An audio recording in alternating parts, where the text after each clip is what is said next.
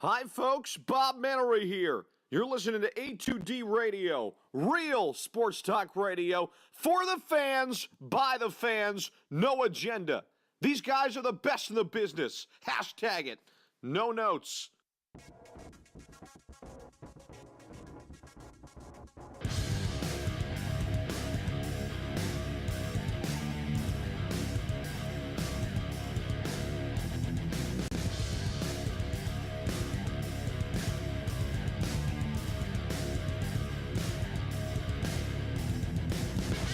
Good evening, everybody, live from the Real Talk Studios in Mount Ephraim, New Jersey, brought to you by Glimmer, LLC, certified accountants. For certified all accounting needs, visit GibsonMayer.LLC.com. This is the Sports Hounds. I'm Rob Brinkman. He's Brad Ryer. Frank Vesby decided to join us tonight, back producing the show. Good to have you back, Frank. Thank you. Welcome back, Frank. Thank you. We will get to the Scanzano Sports Question and the Philadelphia Eagles in just a few minutes, but we did have breaking news this afternoon. There we go.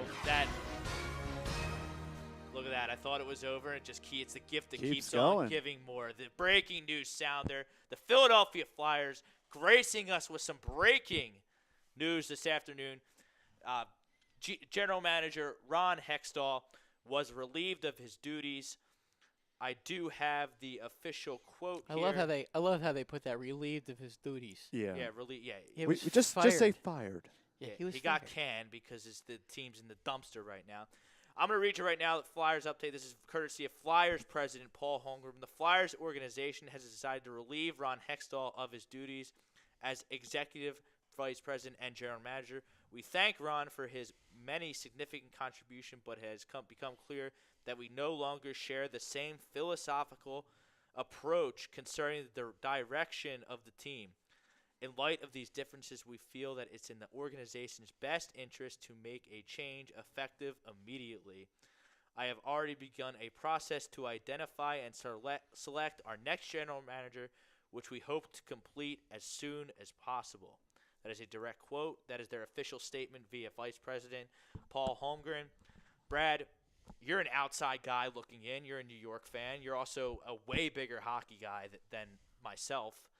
Your reaction to the Flyers cannon, one of the boys, Ron Hextall, has been with the team since 1999. He worked his way up. He was a great player. Flyers really like to keep things in-house, so I was pretty surprised that Ron Hextall got the axe before outsider head coach Dave Haxtell did. What is your reaction to all this? Well, I think the Flyer, just looking at it again, I'm looking at it from another team's point of view, okay? I think the Flyers want to be aggressive, and I think they want to try to, do either go all young or go all in and try to win. And I think Hextall, at this point, he just wasn't really doing anything. Every move that he made was kind of like a blasé kind of move. I mean, Philadelphia, especially the Flyers have always had a lot of stars. They like to get their stars. The Philadelphia fans like to have their stars on their team.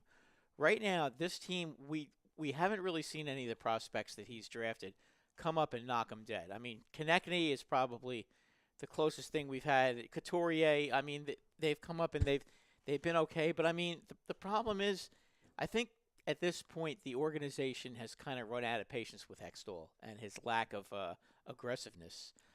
He really needed, after last year, to go out and make a move to get a goalie. Okay? He didn't do it. No.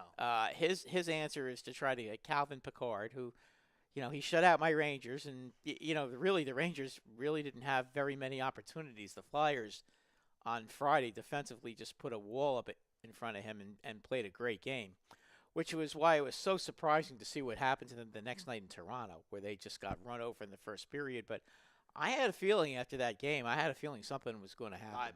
Me as well, because I watched the first period, I turned it right off. Because that was 6-0. I mean, I know Maple Leafs are a good team, but 6-0. I mean, come on. No, that's ridiculous. You can't get beat like that. I mean, that's just it's awful. And I mean, at this point, my My guess is that the Flyers are going to hire a GM. I think they're going to go all in, and they're going to try to. I think they're realizing that Pittsburgh might be at the end of their run. Maybe Pittsburgh has a year or two left in the tank. Maybe they don't. Maybe they don't even have it. Chicago is pretty much done. The Kings are done. Okay? The Rangers are rebuilding, so their run is over. The Capitals are old. Okay? They're still good, but they're old. They're not a young team anymore. If the Flyers want to take the next step, they've got to go out and they've got to start how do I put this? They got to start taking some chances, and not reckless chances, but they've got to start taking some chances and going out and getting top players that are available.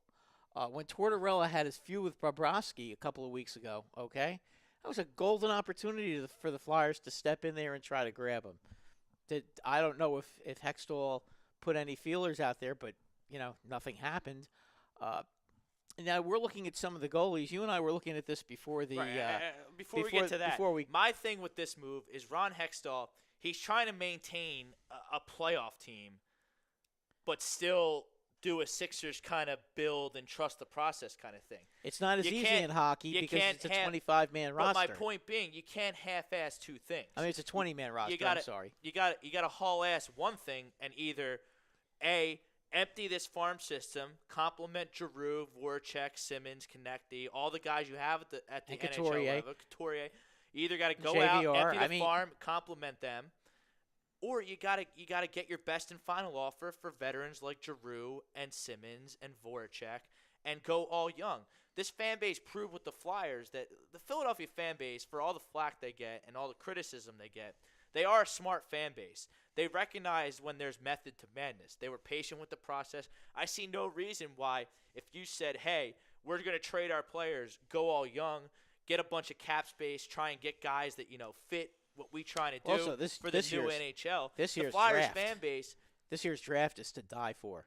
Okay, we can get. That's one thing. If you want to go young, but you have to look at. It sounds like we have a disagreement on where the direction that the new GM should take this franchise. I want to, and I love Claude Giroux. I can't stand Jake Voracek, and I think Simmons is past his prime. I'd be trying to get those guys out of town, get rid of their contracts, get some young, promising. Maybe you only get a bunch of draft picks for Giroux. A couple of young players. You're going to have to take back somebody else's bad contract because Giroux is making $9 million a year. I would kick in money. I think you that this team. All right, so if you trade Giroux, you're probably going to have to keep about probably $4 million. You're going to have $4 million of dead cap space for I'm looking a couple of years. But I'm looking at the new GM. I'm giving him, a 5, 6, 7 year deal. And giving him a blank canvas to make his. Well, let me ask you a question, okay? And I don't want a good old boy. I want someone not connected with the Philadelphia Flyers to be hired for this position. Since 2010, I believe, they have not won a round in the playoffs. That's correct. Okay. 2010 is when they went to the Stanley Cup. Right. But since then, they have not won a playoff series. Do you really want to wait another 3-4 years before you win another playoff series? Yes, because it's a process that I can at least get behind and see that they're trying. I can't stand because Hextall's only crutch through this whole thing was, what do you mean? We make the playoffs every year. I don't care. No, you don't make the playoffs every year. That's the problem. They've missed 3 of the last 6 years, though. But they've still been in the playoffs. But I'd rather be a bottom-feeding team getting those high draft picks, creating cap space, signing free agents that can skate and score and check, and a goalie that can actually stop the puck. I'll sacrifice 2-3 years of being what the Buffalo Sabres were for a few years. Yeah, the Buffalo Sabres, if you remember last year, they were awful. They've won 8 games in a row now. What did I say was going to happen to them last year? You've been a big fan of what they've been doing up there. I thought that they were going to be a good team last year. Okay, you did. They let me down, but you know what? This year you were a year early on them. Yeah, I was a year. No, I was a year. Yeah, I was a year early last year. Yes, you were. Because I thought last year was going to be like this year with them, but they finally they have arrived. I just think with Philadelphia at this point. They got some real good forwards, and they can score. They can score with anybody if if they, if they forecheck and they create opportunities and turnovers in the other team's end. They've proven that they can score. They've had games like that. But I agree. what they need to do at this point, though, I think they need one more sniper, and they got to get themselves a top quality goalie. Now, before the show, we were kicking it around. We were Let's kicking talk it about around. the goalies. Okay. Okay. Now, because Brian Elliott, Calvin Pickard, Michael Neuwirth, they stink, and I'm a big proponent of trial by fire when it comes to Carter Hart. And, folks, we're going to talk about the Eagles. We got 2 hours with you till 10 o'clock, but I feel like a firing of a major Philadelphia GM supersedes. It's breaking news. It's breaking news. I think that supersedes the two garbage football teams. you mean the that played- toilet bowl yesterday? Yeah.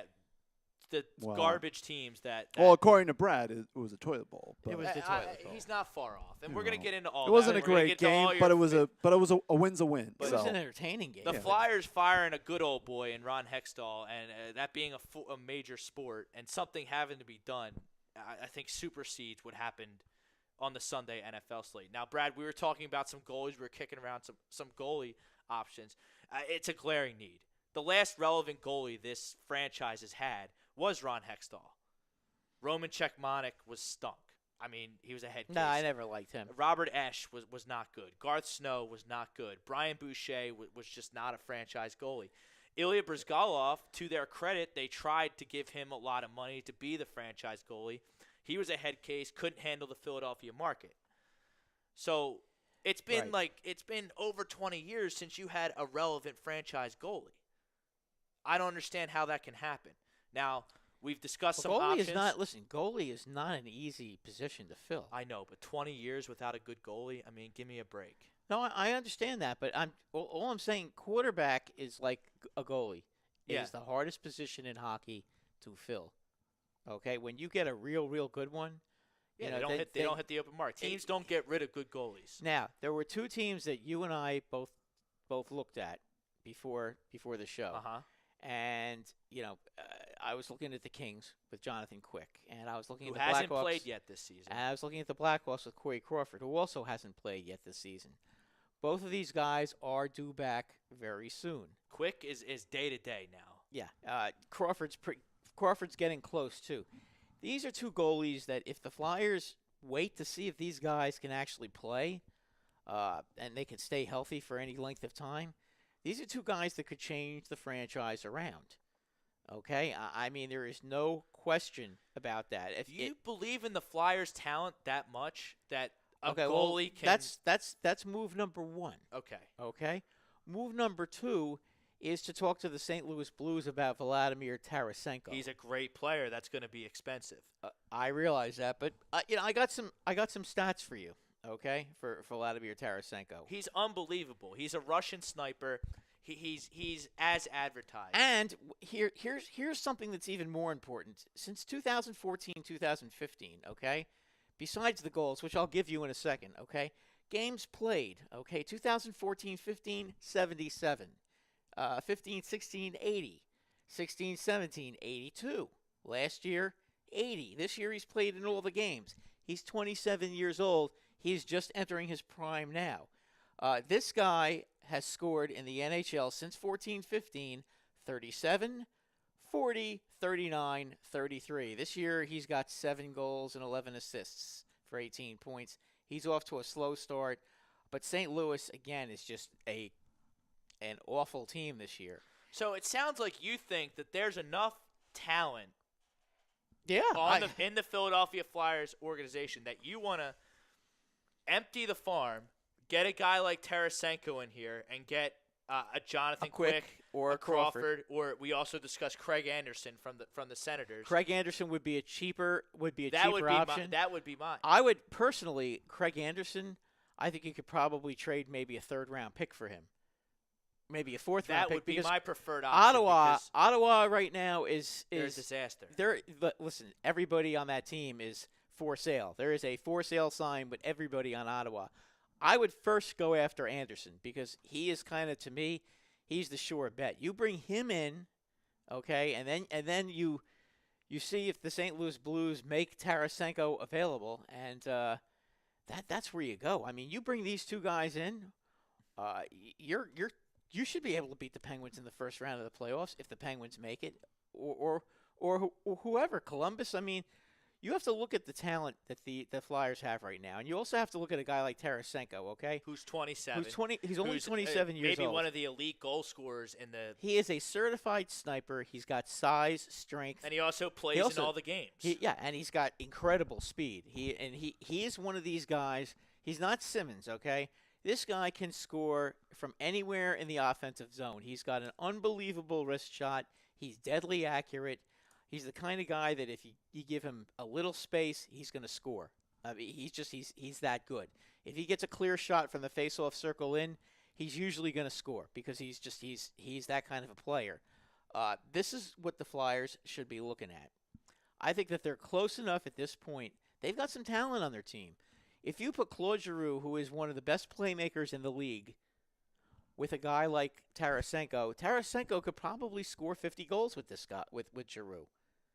I mean, tell me why he couldn't. I mean, Giroux really, if you look at it, Wayne Simmons has kind of made a living off of playing with Giroux.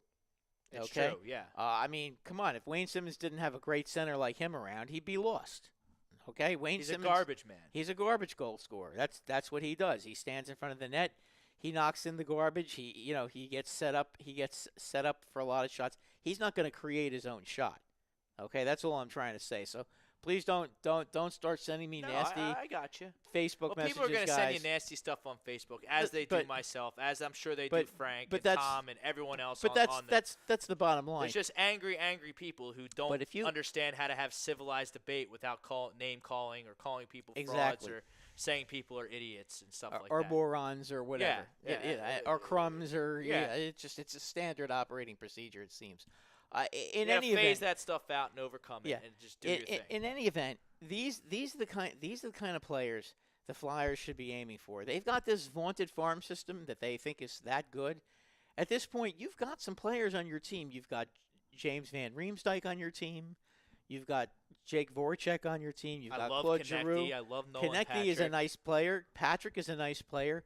Couturier is a good player. I love Couturier. You got a lot of offensive players on this team, but you need that one goal scorer that changes the complexion of the game. You need a guy that everybody has to game plan for.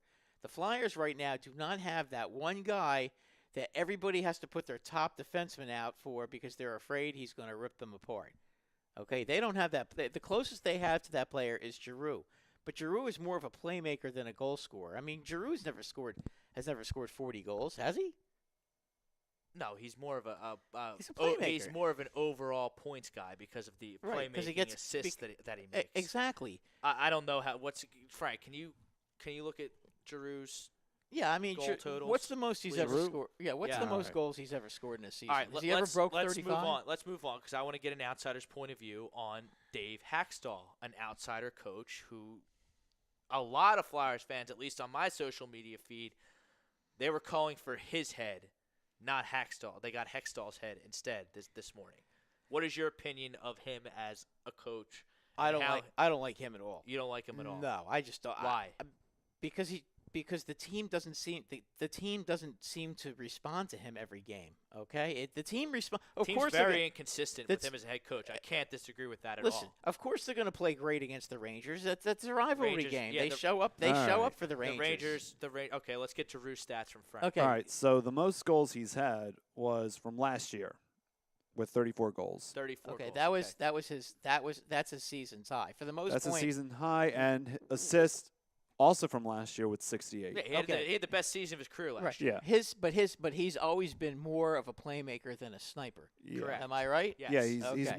more with like racking up assists. Right. If you put a guy like it's kind of like how do I put this? It's kind of like the Crosby thing. Okay, Crosby is a great goal scorer, but if he didn't have a guy like Malcolm to set him up a lot, how good would he really be? We don't really know.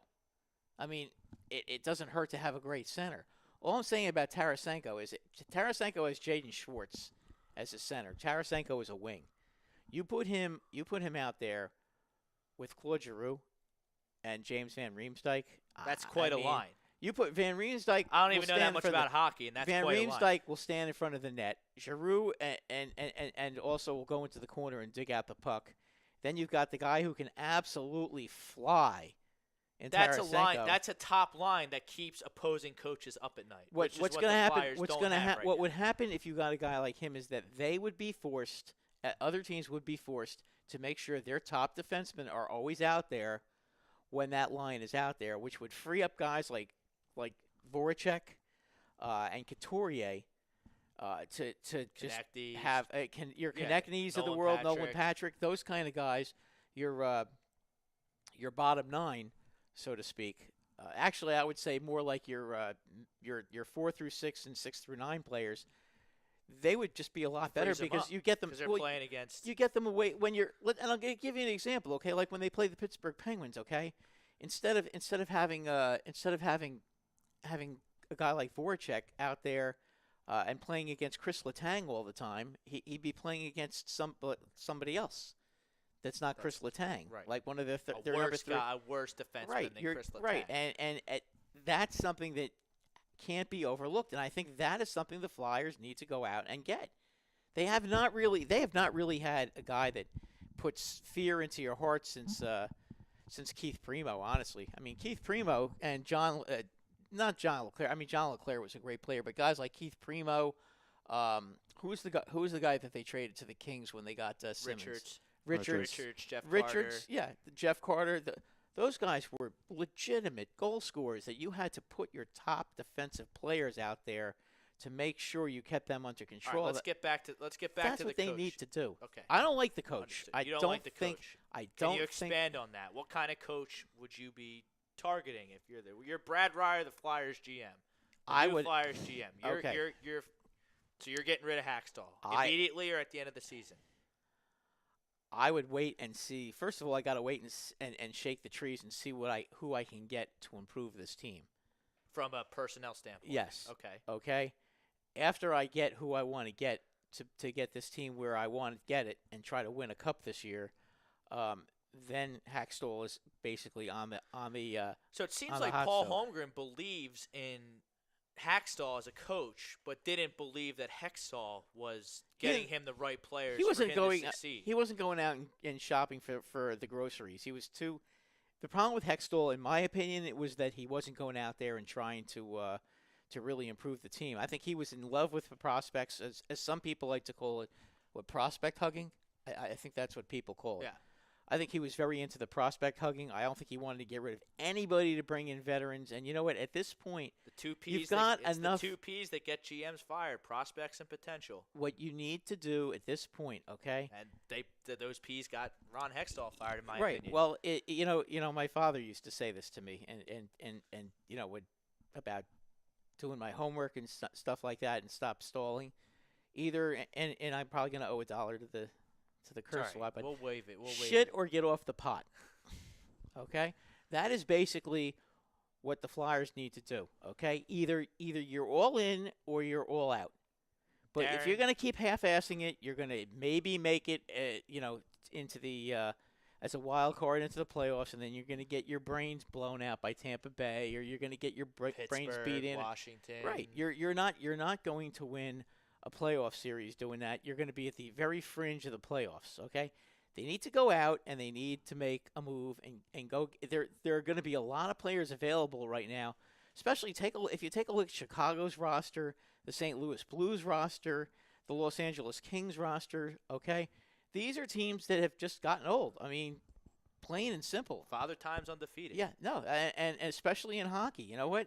These teams are done. I mean, look at the New York Rangers. Okay, they finally realized that it's over. Okay, and they went and they traded a ton of guys. They went the young route. Okay, they went and got themselves 5 first-round picks over the last 2 years. Okay, and they may have 2 more this year because if Tampa Bay wins the Stanley Cup, they will get their first-round pick as part of the compensation in the Miller trade last year. Okay, either they do what the New York Rangers did and go out and stack up the draft picks. Okay, and as a Ranger fan, I'm okay with them being a dumpster fire this year because I like the fact that they finally that they finally made a decision and stopped messing around because the team wasn't And good enough to Flyers win a fans cup. would do the same thing. They're a smart fan base. Oh, Philadelphia's a smart fan base. I never said they weren't. It's got to be either or. But to just sit there and not do anything is obviously the Flyers realize that that's what's going on right now. I think Hextall was afraid of making a mistake. He was afraid that he was going to trade the next Bobby Orr for a guy that's older and over the hill, and then he'd be criticized throughout the annals of history. I think that's what his issue was. As a fan, as a sports talk host, someone in the media, I'll never criticize a GM for going for it. No, I don't think you Ever. can. I don't think you can. It'll never come out of if you trade the next a 20-year-old, 18-year-old Wayne Gretzky because you had no idea what you had because you were trying to win a cup in the present, you'll never be criticized by me.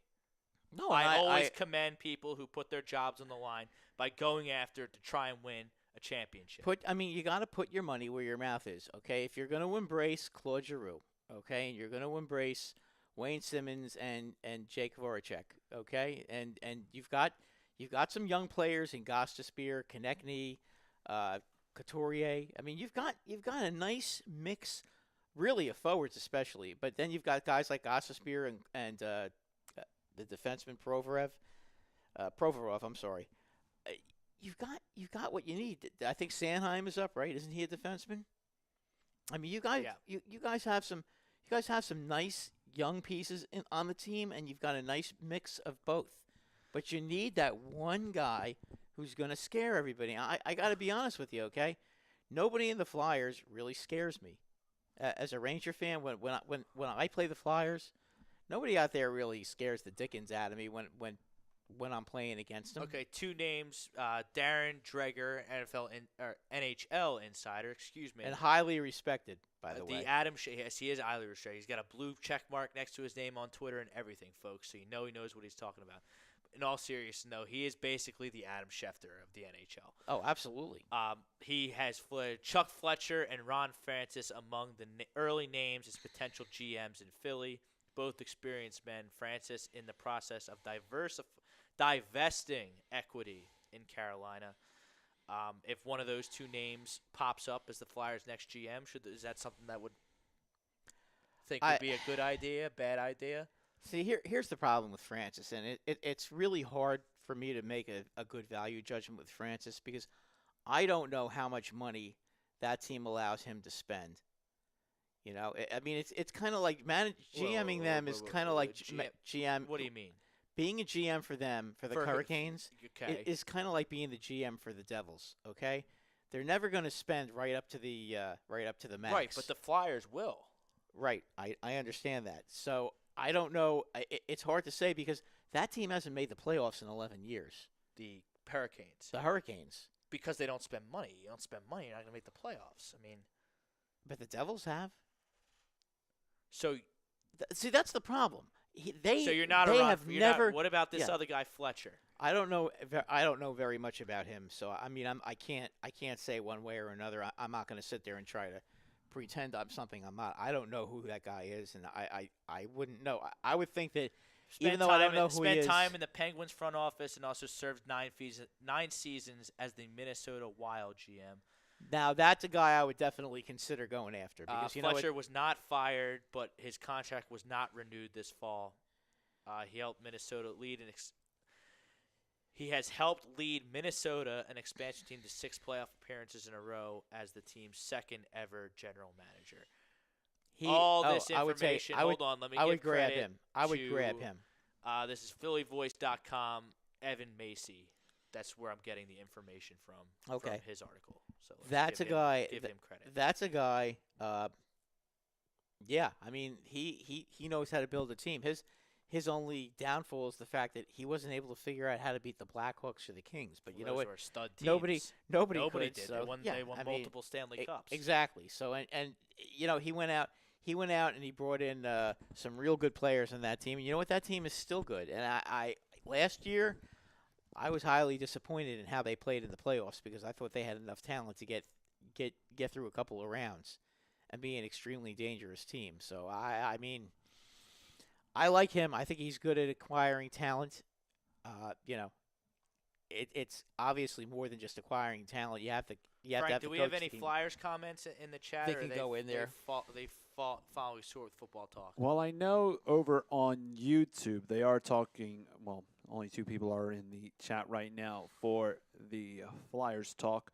Bryce Blackwell commenting about the firing, saying, "Good move by the Flyers. Got to go inside. Got to go outside and get a GM. Totally agree. Go young or load up." And he also says, "Facts on your comments about the draft. Screw the playoffs. He wants a cup. Blow it up to get veterans and all that." And he also says, whose comments are these? Bryce Blackwell. Okay. And then he Thanks, also Bryce. says that the Flyers definitely do need a goalie. And then Bob from Bucks saying he heard Hextall got canned because he wouldn't fire the coach. And Bryce also says good names with the names you brought up.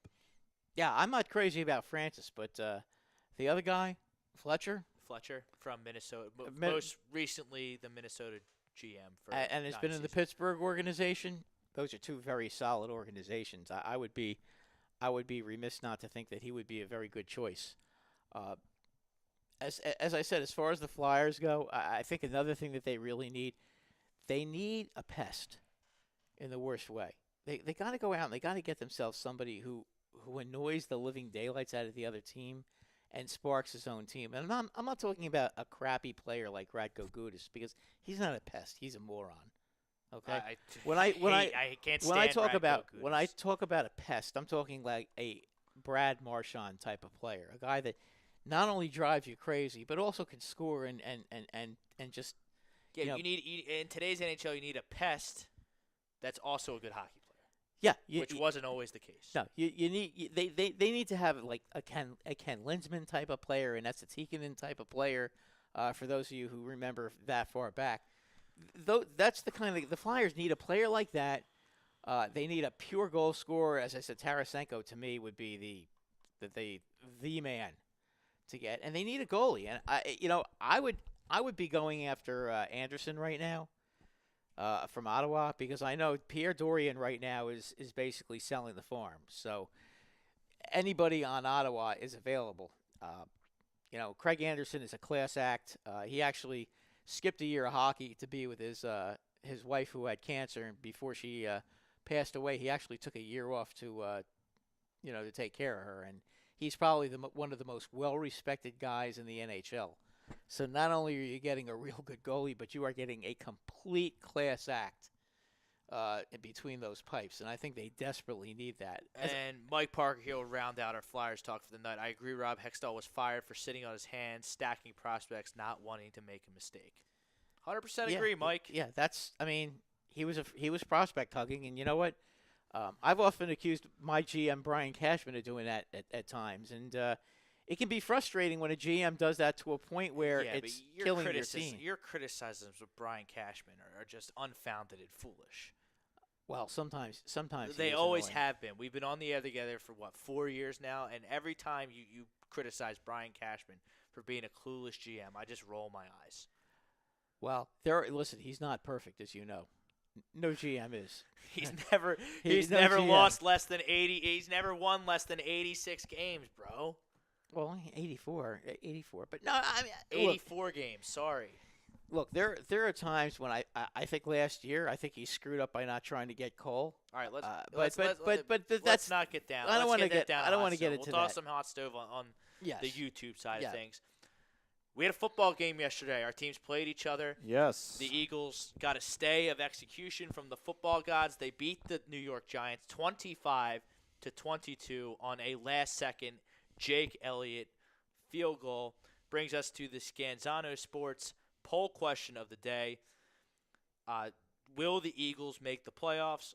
We got a yes. We got a no. Jury's still out. Brad, before we divulge our answers to the poll question, what were your reactions to the football game yesterday? Because I would be infuriated today if I were a Giants fan. That loss ticked me off to no end yesterday. It's been a long time since I was that annoyed at one of their losses, and they've had a lot of them lately. Okay, and what's really upsetting to me as a Giant fan is they are now becoming chronic losers. Chronic loser is a team that invent different ways to lose They got every that. week. They got a bad And stench. they on 'em. are, they are the team that's always getting false starts. They are always being the delay of game team. They're always the offside team. The Eagles get a lot of those penalties too. So this season. This too, season, so. yeah. Well, they're listen. The Eagles have not been a great team this year either. I mean, it's pretty obvious. Carson is not playing at the same level he was last year. You can argue regression, or you can argue he's coming off an injury and he's just not the same player. Whatever it is, he's not an MVP candidate this year the way he was last year. 100%. And we'll just leave it at that and let the arguments take Yes. place on Facebook because I don't feel like going through that again. Okay, but he's not playing But at an MVP level to right now. piggyback on that, see, I thought Carson Wentz by no means had his greatest statistical game of the season yesterday, but I thought that was his best game of the season yesterday. That was the closest I've seen him to MVP Carson Wentz over a 60-minute period. I saw it in the second half against Jacksonville. I saw flashes of it in the first Giants game. That was an MVP-type performance by Carson Wentz yesterday. By far, I thought his best game of the year. And he only had, 230 yards passing? Well, that's because they were just My running the point ball. being, folks, They is ran just the ball because you down his see a throat. gaudy 360-yard game doesn't mean you played good. Ben Roethlisberger had, 470 yards passing yesterday? Threw an awful interception on the goal lost. line. And they lost lost the game, and Ben Roethlisberger looks like the And boy, DW of the week. Tony Romo was having a lot of fun with that yesterday, that interception, because I'll tell you what, as he said, he threw that ball up for grabs. If the first Denver Bronco didn't catch it, the one standing behind someone him was would have gonna- was going to catch it because there were two guys standing in front of Antonio Brown. But So I don't know where he was throwing, but getting back to these 360-yard games, okay, or 400 or whatever. Let me tell you something, okay? Most quarterbacks who throw for that much yardage, they lose. they lose, okay, because they're behind and the other team is playing a zone defense and they're basically not allowing you to beat them over the top. So a lot of that yardage is garbage yardage. I would rather see my quarterback throw for about 200 to 240 yards and have my running backs gain 140, 150 yards on the ground. Couldn't agree with you more, Brad. And basically what the Eagles did yesterday was in the second half they lined up behind that big offensive line of theirs And and they they hit the ran Giants the and ball right down the Giants' throats. They manhandled their front four and they just basically smash-mouthed them into oblivion. And to be honest with you, without Damon Harrison on the team, there's definitely no one there that can really stop the run. And the Eagles, I mean, you got to give Doug a lot of credit. That Now, was a real smart adjustment. Correct. But I got to go back to Pat Shurmur because the New York Giants came out cooking. Mm-hmm. They were Wow. using Odell. They were using 97 yards rushing in the first half. Pat for Saquon. Shurmur Eli, hold is, on. is terrible. Eli, he's so bad. they should have been up either 26-3 or at least 22-3 at halftime. Eli throws that 22 to 10. I mean, the Eagles got a touchdown. I mean, Okay, they got a 11. touchdown. Okay, Yeah, you're right. Okay. so 11, but it should have either been 22 to 11 or 26 to 11. And Eli it should have throws been worse than that. Eli throws that awful interception where he ignores his underneath routes Yeah, he and ignored a throws wide in open the Barkley. and he throws it into triple coverage to Beckham. Malcolm Jenkins gets the easiest interception of his career, I'm sure, and it changed the whole game. Oh, Then they come absolutely. out. Then you set Eli up for failure. You have him in the shotgun. You don't throw the ball to Odell Beckham. You don't hand the ball off to Saquon Barkley.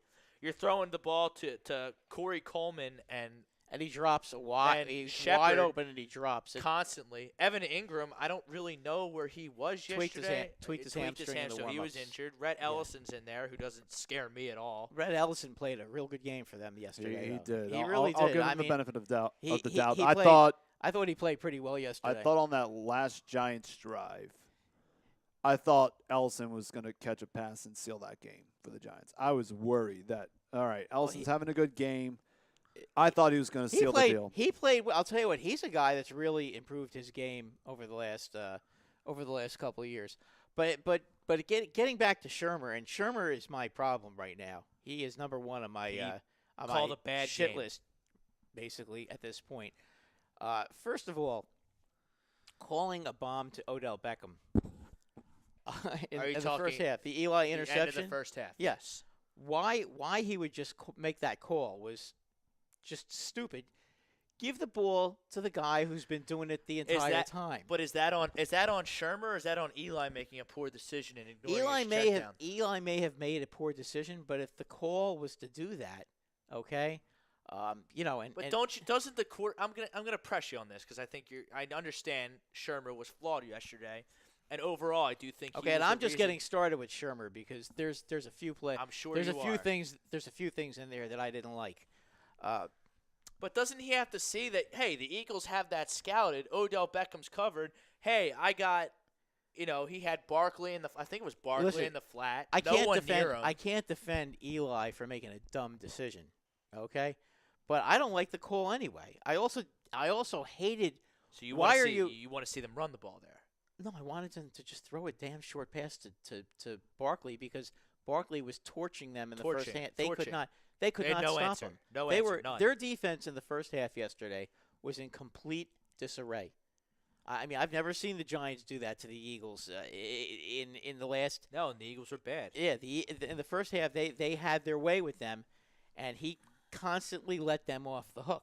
And what makes me even more annoyed is and I'm going to go to the third quarter.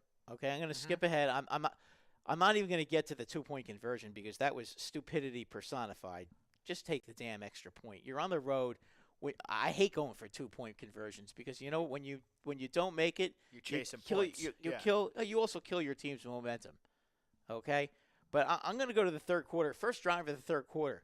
Why is Odell Beckham still in the back getting fluids? Does this guy not drink water during the game? I mean, what the hell is going on? Shermer, give the man a bottle of water and you tell him to drink the goddamn water. I mean, what the That's all right. I'm sorry. I'm just getting very emotional because it's really annoying, okay? That's problem number one. Then problem number two on that first drive, it's bad enough Beckham is still back there getting his fluids. Okay, he doesn't put Barkley in the game. He's putting Gorman out there. What the hell is the matter with this guy? I don't know. Oh, he wants to rest him? He's just had a half an hour of rest, okay? The Giants gave up you had halftime. The Eagles had the ball at the end of the first half. They got the opening kickoff, had the ball for like 7 minutes before they kicked that field goal. He must. We're talking about what, 8 or 9 minutes of football action. That's correct. Okay, Yeah. so if you add 8 or 9 minutes of football action, it's usually you multiply it by about 2 to 2.5, and that's actual time. Actual. Some more Brad time. Ryer analytics. Well, it is what it is. I'm just telling you. Okay. Plus you had the 10, 15 minutes of halftime. He had a 45-minute rest. Why do you find it necessary to take Saquon Barkley out of the game in the third quarter and put Gorman in there? Okay, why are you doing this? I mean, and then his explanations. Oh, he needed a. No, he didn't. He didn't need a rest. He only had the ball. He had the ball 8 times. Okay, and he gained almost 100 yards in the first half. What the hell are you doing? All right, let's get to the Scanzano Sports poll question, get to some of these Facebook and YouTube comments. Are the Eagles still – obviously the Giants are eliminated. They're done. Can the Eagles still make the playoffs? Yes, no, jury still out. I'm a jury still out guy because the Giants, number one, they're not that good, and they did absolutely everything to give that game to the Philadelphia Eagles. That's number one. And – if you think the Redskins are going to just hand you the game like that next week at home in prime time, you're sadly mistaken. The Dallas Cowboys are playing really good football right now. They're not going to hand you a game like the New York Giants did yesterday. The Texans are playing right now. They haven't lost since September, and you have the Rams on the schedule. So the jury's still out on me. I do like that we now have Gale Sayers as our running back now, apparently, according to social media. I think the people are seeing that the Cowboys are playing the Saints next week. On Thursday, okay, Thursday night football. Yeah, they're going to play the Saints, so it's the Cowboys' turn to get their brains beat in. Because I don't know if they're going to get their brains beat in. They'll get their brains beat in. I don't know about that. Am I picking the Dallas Cowboys to win the football game? No, but Okay. The Dallas Cowboys They'll are playing only good lose- football right They'll now. only lose by 17, okay, which I guess against the Saints is pretty good if you considering. Yeah, Atlanta almost covered against the Saints. I was Well, almost that's right. excuse me, that's a division game. That doesn't count because you know what, the division games are always tough in those. Yeah, but when Dallas is good at home. I understand that, but New Orleans doesn't seem to care where they play this year. They're just It's true. I mean, they're I'm just I'm- they're so good right now, and they're on such a roll, and they got such a great offensive line. The problem with the Cowboys, they're the the best Cowboys, team in the NFL. yeah, the Cowboys have a very good front four defense. Correct. Agreed. Okay. Yes, However, their secondary stinks. it has for years. You're right. Okay. And if they could ever get the Sean Lee Saints- on the field, the same guy as this Let me ask you a Vander Esch guy, question. they'd Do really you- have something. Do you really think that the Cowboys are going to get a lot of pressure on Drew Brees? No. If the Rams couldn't do it, the No. Eagles couldn't do it. So The if answer Drew is no. Brees has all day to sit back there and throw against that secondary, I'm just saying. My point is, I think the Eagles, the Redskins and the Cowboys are still better football teams than the Eagles right now, despite the Eagles winning a hard-fought Well, division the game. Eagles also are missing 6 guys on their defense. I understand. Hopefully, they can get some of those guys back with the extra day of rest and the primetime game Well, against the Redskins. well, they're gonna they're gonna need to get healthier because as they are right now. The thing is though, I don't think the Redskins can really take advantage of the situation the Eagles are in right now. Not with Colt not McCoy. like the Giants. Not like the Giants were. The Giants. The Giants. Listen, I know you can make fun of the Giants all you want. The Giants have a better offense than the Redskins do, right now. I agree. Yeah, they Right now. have Odell Beckham. They have Shepard. They have Ingram. They have Barkley. And If you give Manning Eli is a better time and Manning is a better quarterback than Colt McCoy. Absolutely. Sorry, don't Absolutely. even try to go there. Okay. I'm not. I won't. Okay. Eli's not a Hall of Famer, but he's better than Colt McCoy. He's better than Colt McCoy. We can argue all day about the other thing. We're not but going to do that. No, We're not going to do that tonight. we're gonna talk about the fact that I don't know that Washington can take full advantage of the Eagles' so situation where do you right now. where do you sit on the poll question? I think the Cowboys are without a doubt the team to beat right now. I agree, but The Eagles. will the Eagles make the playoffs? Yes, no, or jury's still out.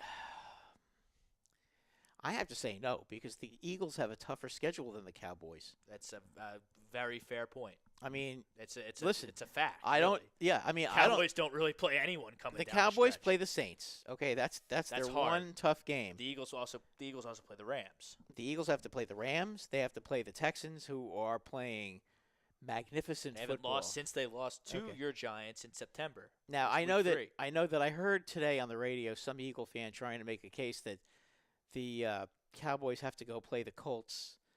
And The Colts haven't lost in Indianapolis. a month and a half either. And they're saying that could be a real tough game. It is gonna be a tough game. I agree, but I do think that the Cowboys will find a way to beat the Colts. I don't. They're to make the Colts sound like they're as good as the Rams or the Chiefs or the Saints or the Patriots is just Yeah, that's a didn't say slight that. that's a But slight the Cowboys aren't exaggeration. as good as those teams you just mentioned either. No, but they do have a better defense than the Colts, and I think the Cowboys will find a way to beat that team. Although Okay. you never know. I don't Although disagree. you never know. I mean, that's why they play the But game. they also play. That's a losable. It's a losable game. I would give you that. I know they play the Bucks. They stink. The Bucks are terrible. They're terrible. They'll have the Giants in Week 17. Last game of the season, last game of and the there's a season. good chance that you won't even see Eli play that game. You They'll think probably Nick, they- Nick Loletto will be out of jail by then? Get the start?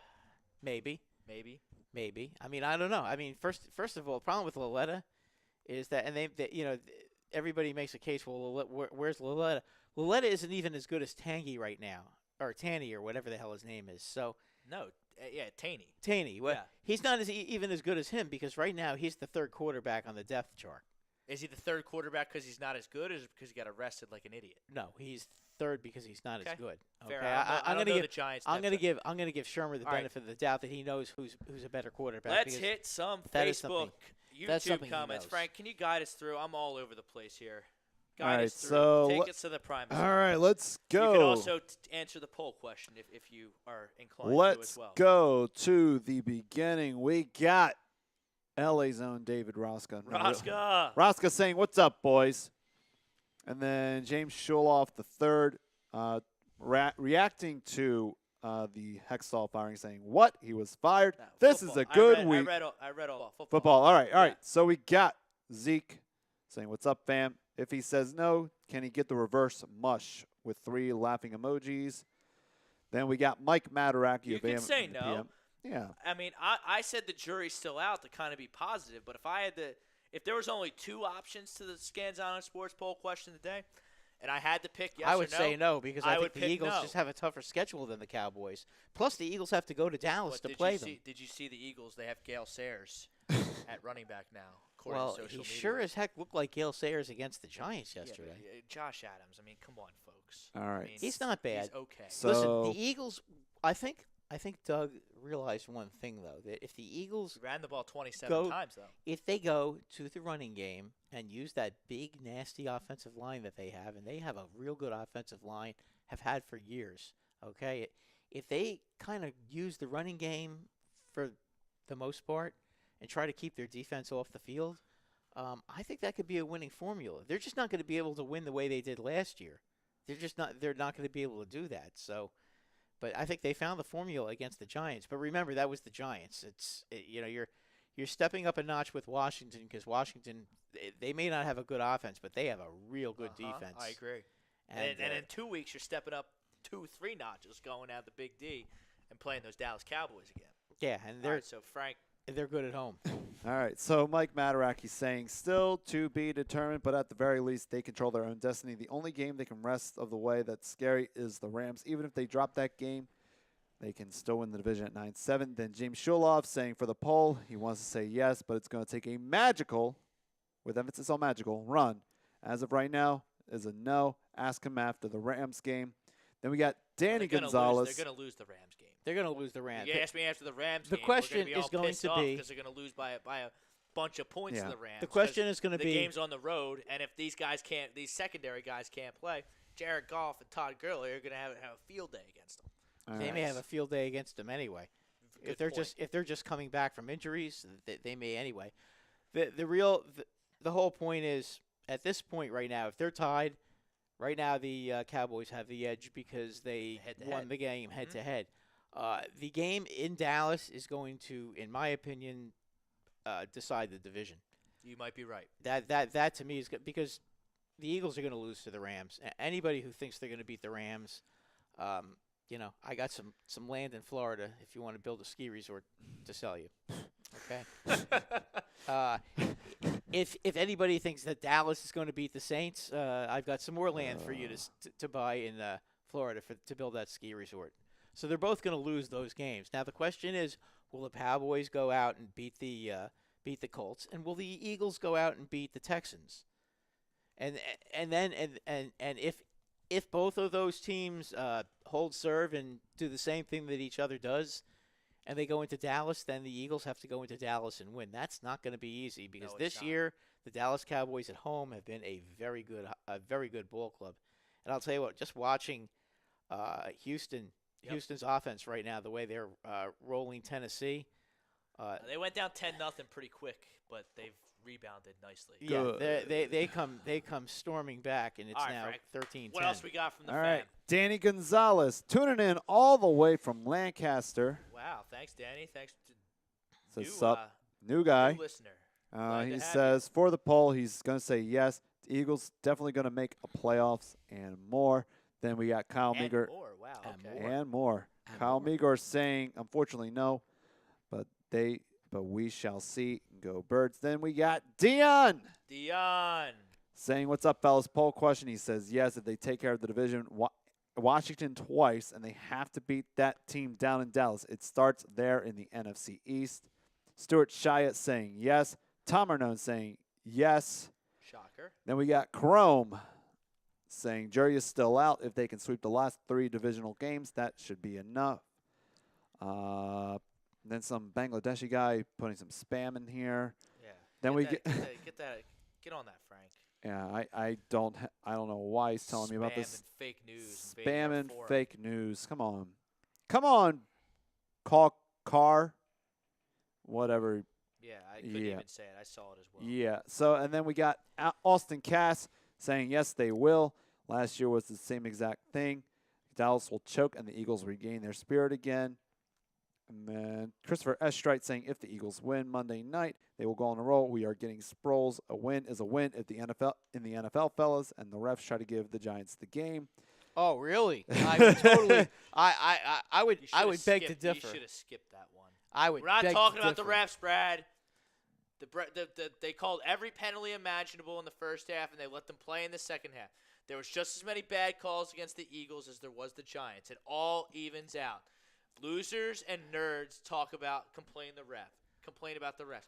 Another argument I hate is the Eagles won the game yesterday. The Giants didn't lose the So game. why are I we? hate that argument. Why are we complaining about the refs if we're Eagle fans then? If you won the game. Because Frank shouldn't have read that comment. Oops. He started boy. a whole hornet's nest and got you all going. Well, I You mean, need to take it. You if need you to win take the game, if you win the You, game, you need no. if you you win need the to take game- an overview, and we're not talking about the refs. if you win the game, you don't complain about the refs, okay? Because you won the game. I didn't. Whatever his name is yeah, in the okay, chat. no, I'm not. I'm not blaming you. I'm just saying. Not talking. If you win the game, then Frank, shut up that's about a new the refs. rule. We have the swear jar, and we don't talk about refs because we're not No losers. refs. All We right. don't make excuses. Does that bring us up to date? Let's see. Right now, there's more comments flying, but Deion Brown brings up one point about your Josh Adams is Mr. Gale Sayers. No one is saying Josh Adams is Mr. Sayers, but we'll see what he can do when given the right opportunity and the O-line blocks the right way. That long run, he had showed his skill set when it's blocking. Unfortunately, it was called back by a mental error from a starter in I Kelsey. understand, but he wouldn't have ran 52 yards if Jason Kelsey Yeah. didn't cheat.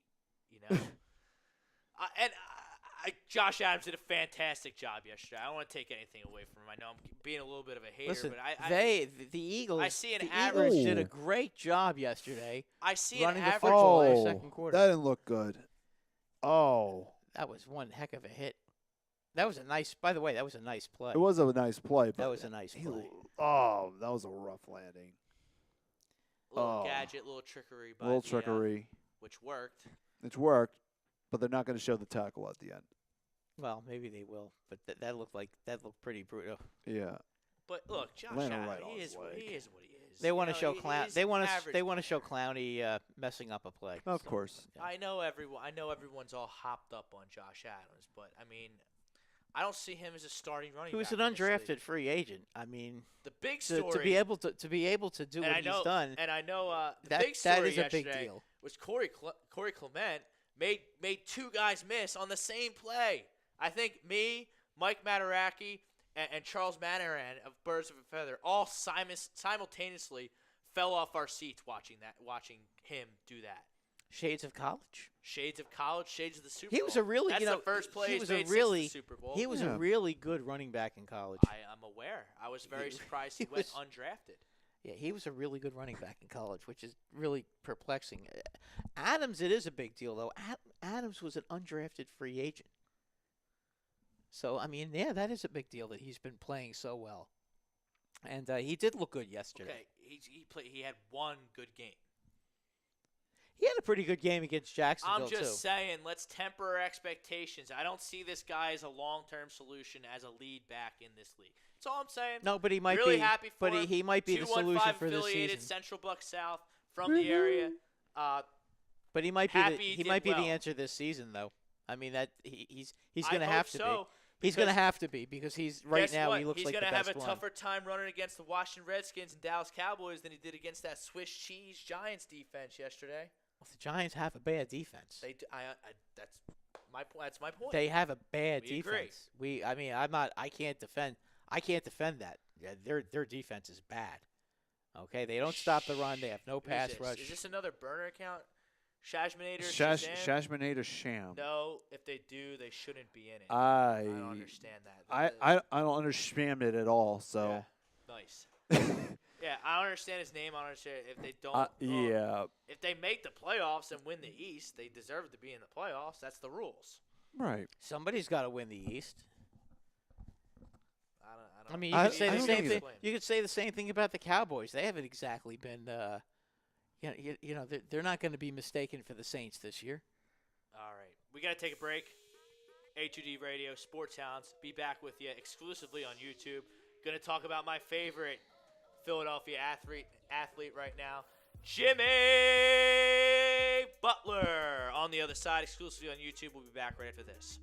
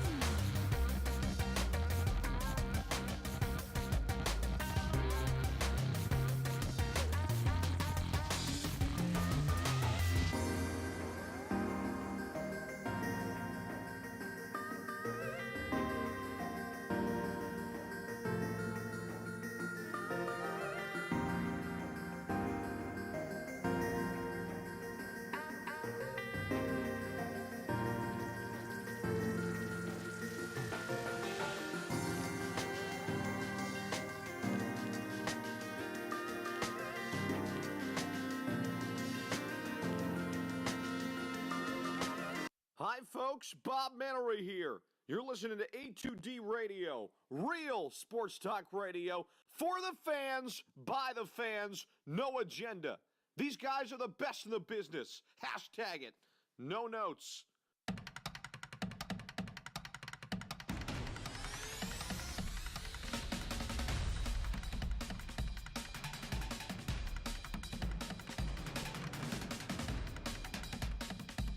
We're back in the Real Talk studios here on A2D Radio, exclusively on YouTube. For those of you looking on Facebook, wondering where we went, just click on the link in the Facebook chat.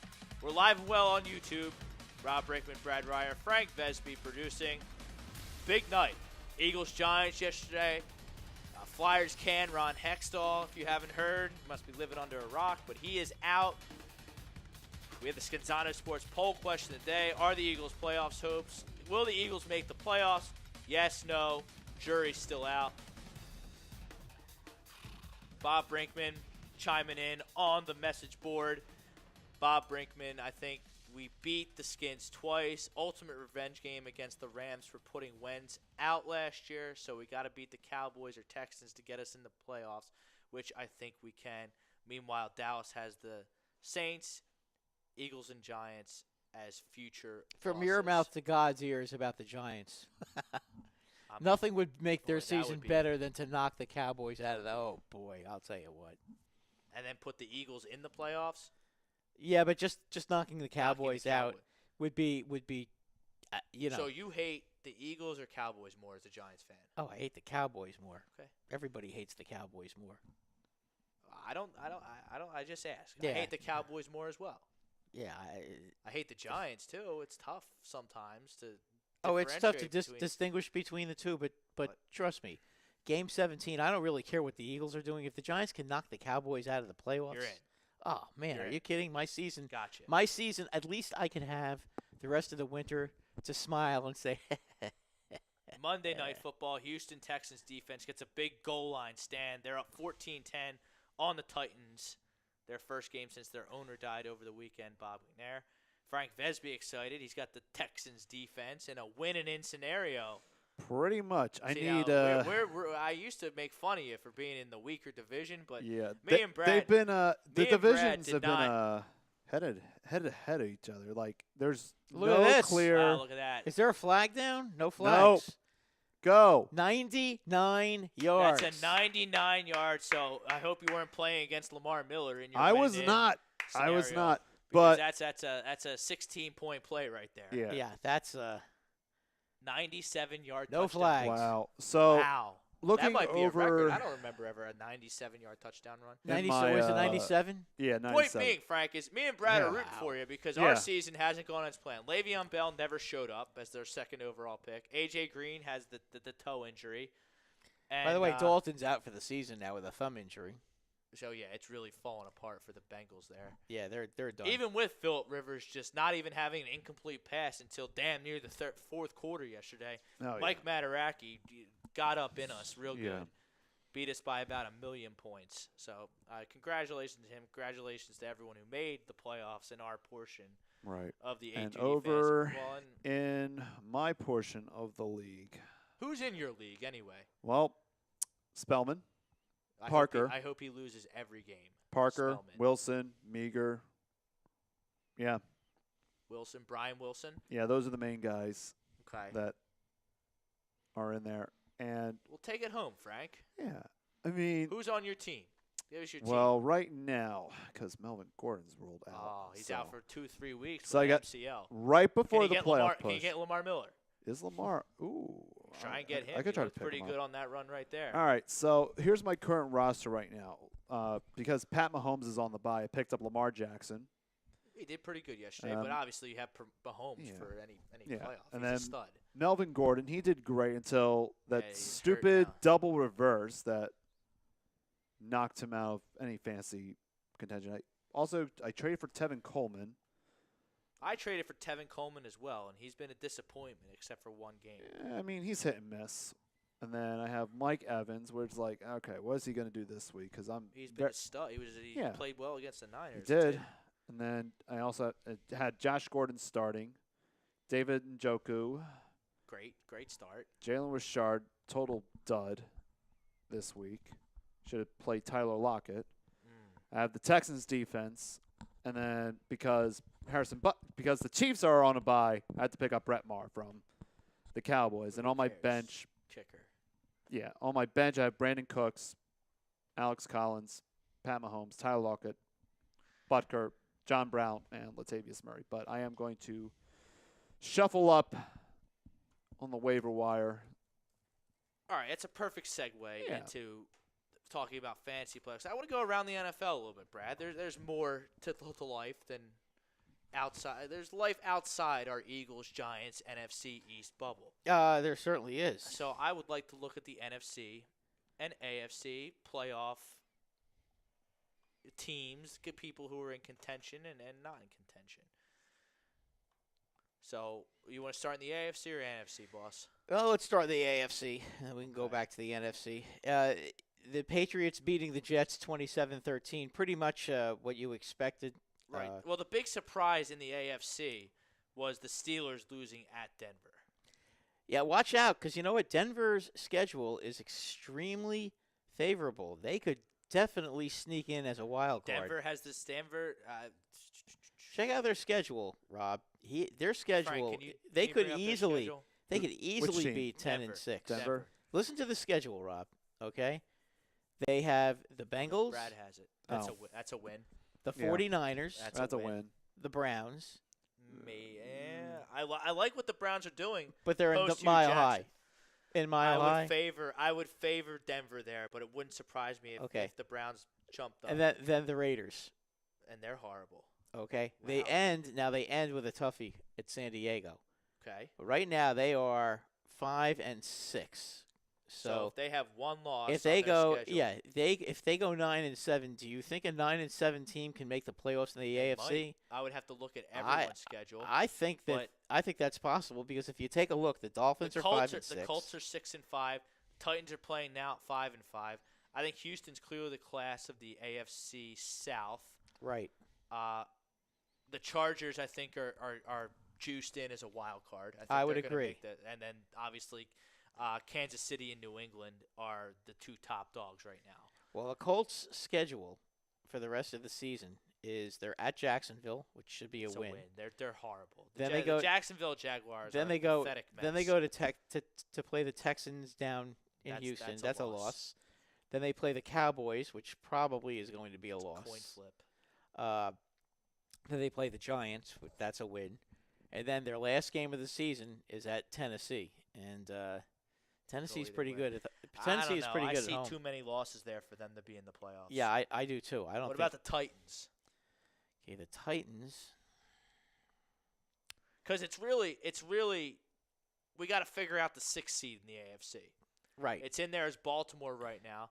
And I like what Baltimore's doing right now. They got their defense and They're special so up teams and- working. They're so up and down. Yeah, but I though. like this Lamar Jackson factor. He's athletic. He gives them a spark that Joe Flacco is just not capable Well, I'll of tell you what. giving them The Titans. at this point in his career. The Titans' schedule is cake. They have the Jets, Jaguars, Giants, Redskins, and Agree. Colts. Wow. Okay. Yeah. Okay. What about the Ravens? The Ravens, okay. I mean, obviously upsets can happen, but that's Yeah, I know. the Ravens have a very difficult schedule. They're at Atlanta, they're at Kansas City, then they're home for Tampa Bay, then they're at San Diego, and then they face the Browns. That is not an easy schedule. So I got the Titans as the 6th seed then. It's either going with to be that the schedule? Titans. It's going to be either That the might Titans. come down. The 6th seed in the AFC. It's going might to be come between down- the Titans and the Broncos. Oh, I forgot about the Broncos. They have an easy schedule too. But it's very possible. But San Diego could have things wrapped up at the end of the season. You're They may not. They may not. I mean, if they have everything wrapped up, why on earth would they play their top guys? But teams, I mean, Indianapolis, I saw too many losses when you read off I their think they're going to schedule. lose two. I think they're going to lose two. They're going to end up being 9-7. And I could see the Broncos being 9-7. I mean, if you take a look at the Broncos, their last two wins. The have come Titans might against- lose this game tonight, but then they might run the table. I mean, the Jets stink. The Jaguars stink. Yeah, but the Titans. The problem with the Titans is they're so inconsistent. It's true. I mean, you just each week. I mean, that's a team that stomps New England and then gets beat by a horrible team. I mean, they've been doing that all season. You're not wrong. No, I mean they're a tough team to figure. They're a weird team. I don't think the Browns are going to get there. The Bills aren't getting there. No. The Bengals aren't getting there, and I think the Dolphins are The swimming, Dolphins stink. swimming upstream. I mean, they had every chance to win that freaking game yesterday against the Colts, and they just couldn't do it. No one has been mathematically eliminated from playoff contention in the AFC. And Frank Vesby, a big sack Yes! against Houston, Texas defense. All right, so, and then you got the NFC.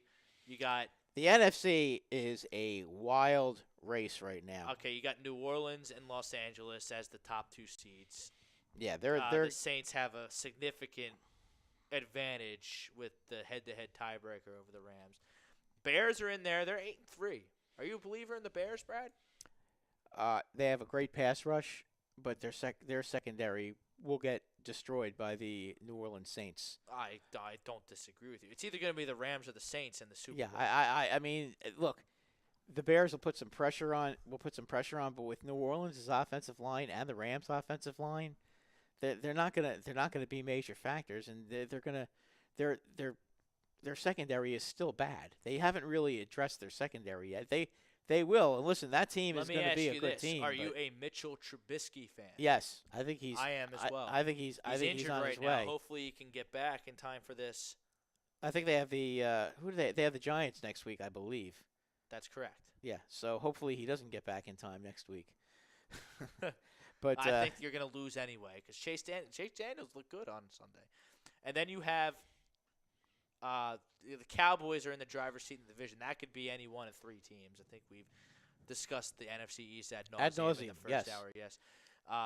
Vikings got a big win over the Packers last night. yes, they did. And I'm sorry with the Packers. They are horrible. You know, is Aaron Rodgers injured? I mean, he got injured in the first game of the season, if you remember. He He's clearly really- not the same. No, he. I mean, But see, now the Packers are boxed in because they wrote a big check to Aaron Rodgers, and now they can't fill around him. Aaron Jones is an okay running back. Devontae Adams is a pretty good receiver. Jimmy Graham isn't what he was in New Orleans or even Seattle last year. These guys, Scantling and St. Brown or whatever their names are, they're well, not they're gonna. any good. I'll Their tell you what, defense they're gonna isn't any win. good. They're gonna win next week because they play the Cardinals. Okay, yeah, the Cardinals. That's are, an easy are just one. Not, Then the following week they're home for the Falcons. They that's probably not a guaranteed win. no. Then they're on the Yeah, but road. you look at They're on the road against the Bears. That's the going to be a Packers loss. are even. They're 4-6-1. They're the 10 seed right now. Even the Eagles have a. Yeah, the edge up on Packers. them. The Packers are not making the playoffs this year. The Vikings. I think the Vikings can make the playoffs this year. Let's see. I think Seattle could Wait be a minute. dangerous No, if they you can know get what? in. I'll tell you what. The Vikings. Boy, oh boy, what a tough schedule They they've got a tough schedule. Who they well, got? next game is at New England. It's a loss. Then the following Monday night at Seattle. That's going to be That's a a tough game. That's a huge game. Yeah, that's what going to it be a is. tough game for them. I like Seattle. Then they're home. Seattle showed me a lot playing at 1 o'clock. And on the beating East Coast Carolina. and beating Carolina. That was a big win. Then the Vikings play Miami at home. That's a win. Then they go to Detroit. They'll beat the Lions, and then they finish at home against the Bears. Last game of the season. That could be. Bears could be playing for a bye. A lot of stuff could be Yeah, going on there. they're gonna need to. They have a tough schedule. There's no I would favor getting around that. What's Carolina's schedule? I think the Panthers stink. They're so up and Let's down. see. The They're Panthers, so inconsistent. Let me pull up Do you their have it? schedule. Well, they have 2 guaranteed losses All because right. they got the Saints. Yeah, they got. They have the Falcons at home. Yep, both home games. Then they're in Cleveland, which is not going to be an easy one. No, I like what the Browns are doing. Post Hugh Jackson. And then they're at Tampa Bay, and Tampa Bay at home is not bad. They stink though. Yeah, but they Talking can- about You just don't know Carolina, what you're going to They get. can score. They can score though. And I don't think the Redskins are locked into the 6th seed right now at 6-5. I don't see I just the, don't think they have enough offense to. I don't to, think the to NFC. Get there. I don't think the NFC East is going to have 2 playoff teams. No. No, it's It's a one. It's a one, and That's a one, and whoever makes it's going to get Probably. romped. So in maybe first the round. Packers, if they can catch, they can. It's not going to be. They're just the too CBS inconsistent. Football Power Index projects the Packers as having an 8% chance of making the postseason. Yeah, I don't like their chances. That at means all. it's not going to happen. So you have Carolina, Seattle, Minnesota for 2 spots. I don't think the East is going to have a wild card team, but maybe they will. What do I know? You're not going to get into the wild card with 8-8. I can tell you that. No, but with the schedule that, see now Minnesota's tie. I believe they tied Green Bay in like week 2 or 3. Yeah. That tie is going to help them because the first tiebreaker is going to be win percentage.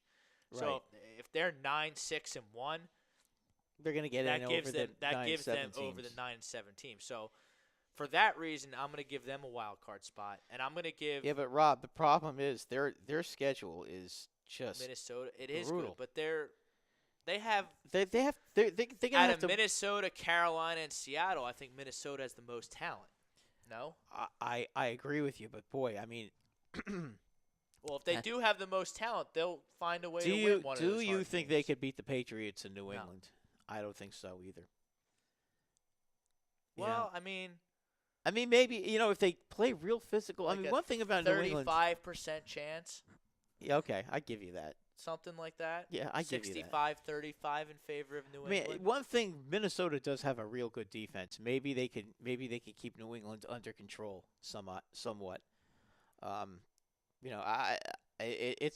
Cousins is just he's so unpredictable. And I can't stand. I Kirk know you can't. Cousins. I know you can't. And Can't he is. stand him. He's really He unpredictable. finally won a primetime game last night, though. But I'll tell you what. I do think they'll beat the Bears last game of the So season. I have Minnesota and I have and them at 3. Seattle. I have them at 3. I have Minnesota at 3-2. So 3-2. That's 9-6-1, like we just talked Okay, about. yeah. So I have them as the What about Seattle? what's their schedule? Okay, let me check. I Seattle. know they play the Vikings because you just said it. Right. That's in Seattle, so that's probably favors Seattle there. Yeah, I would think so. Yeah. Seattle has been very, very impressive. Let me just see what we're looking at. Oh, with here I Seattle. have them. They have multiple games against the Niners and 1 against Carolina, so that's 3 wins. Should be 3 wins right there, You would think so. getting you to. Okay, they've So got the then who- 49ers. Then they have the Vikings. I think they're going to win those games. So that's 10 2-0. wins. That's 3-0. That's 3-0 because they're going to beat the 49ers. Then they play the Chiefs. They'll probably lose that They'll game. definitely lose. So that that's game. 3-1, and then they got the Cardinals. So they're going to go 4-1. That's Seahawks are 10 going to and make 6. the Seahawks are going to make the playoffs, and So it's going to be. it's going to be the Seahawks and the Vikings. So it looks like it's going to be New Orleans and the Rams with byes. Mm-hmm. The Bears in the North as the 3 seed. Mhm. Whoever decides to win the East as the 4 seed. Seattle as the 5 seed and Minnesota as the 6 seed. Yeah, I think that's what's going to happen. So that could very well be the Philadelphia Eagles hosting the Seattle Seahawks on Wild Card Weekend. Boy, that would be a tough game for them. Not unwinnable. No. But then if they're the 4 seed, first game that their next game would be at New Orleans, and then that's It's it. done. Yeah. Yeah. Then that would be it. We're going to have a rematch in the If NFC. they could somehow, The NFC is going to be the Rams against the Saints. right? The I only think question there's is a where it's much- going to be. There's a correct. I think those that whether it's in L.A. or New Orleans. By the way, do I get any credit last week as the only one in this room who picked the Rams to win the game hey, last week? I covered my spread. That's all I care. and I wasn't Okay. and I wasn't here last you week. chimed in. You Oh liked yeah, the that's right. I Chiefs. did. Okay. Yeah, All right, y'all all right, picked that the counts, Chiefs. okay. And by the way, when I said The reason, if you remember, I said the reason I liked the Rams was because I thought Aaron Donald would make a play. Well, He made he his got plays. the strip sack. He got Yeah. the strip sack for a touchdown. Congratulations, Brad. Thank you. I think I An extra handicapped glass that. of milk and 3 extra I cookies. think I think I Congratulations. had that game handicapped right on the nose as far Okay. as who's going But to I win. think we can agree that there's a much more chance for an upset in the playoffs in the AFC side of things. Because I think we can agree that the Yes. Chiefs are going to be the 1 seed. Well, maybe not because the Patriots hold the tiebreaker, so maybe not. The Chiefs aren't even guaranteed to have a bye, realistically. You have the Steelers, the Texans, and the Patriots all with 3 losses, 1 game behind the Chiefs. And the Steelers have that tie against the Browns from week 1, I think it was. Yeah, but that's going to hurt them because Kansas City's going to have more wins. Well, I mean, maybe. Yeah, I mean, I think they're going to have more wins. I think that's going to be their problem. So you think the Chiefs are going to be the 1 seed in the AFC? Yeah, I do. I mean, as far as their schedule Do they goes, run the table? I'd like to just take a peek at their schedule first, and then I'll tell you my honest opinion. Because we don't even know how these seeds are going to be. I think we have a pretty better handle on the NFC than we do the AFC. Okay, the Chiefs' schedule. Because the Chiefs aren't even guaranteed to win their division. The Chargers are only a game back of the Chiefs. Chiefs have a couple of tough games coming up. They've got the Raiders, which obviously is This is the Chiefs now, right? Yeah. They have the Raiders at home in L.A. or Oakland or wherever they're playing these days. Then they have the Ravens, who they'll destroy. This then is the Chiefs? Yeah, Where's that game? in Kansas City. Okay, I would figure. The Ravens are not winning in Arrowhead. No way.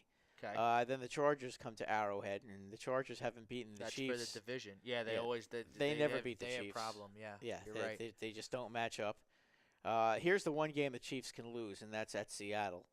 I don't think they will, Tough but game. that's not going to be an easy one. And then they close with So the they're Raiders. 12-4 at worst. Right, but they close with the Raiders, so that's Yeah. that'll be a They're only going to Piece lose of that cake. game if they don't care and it's all clinched up for them Right. somehow.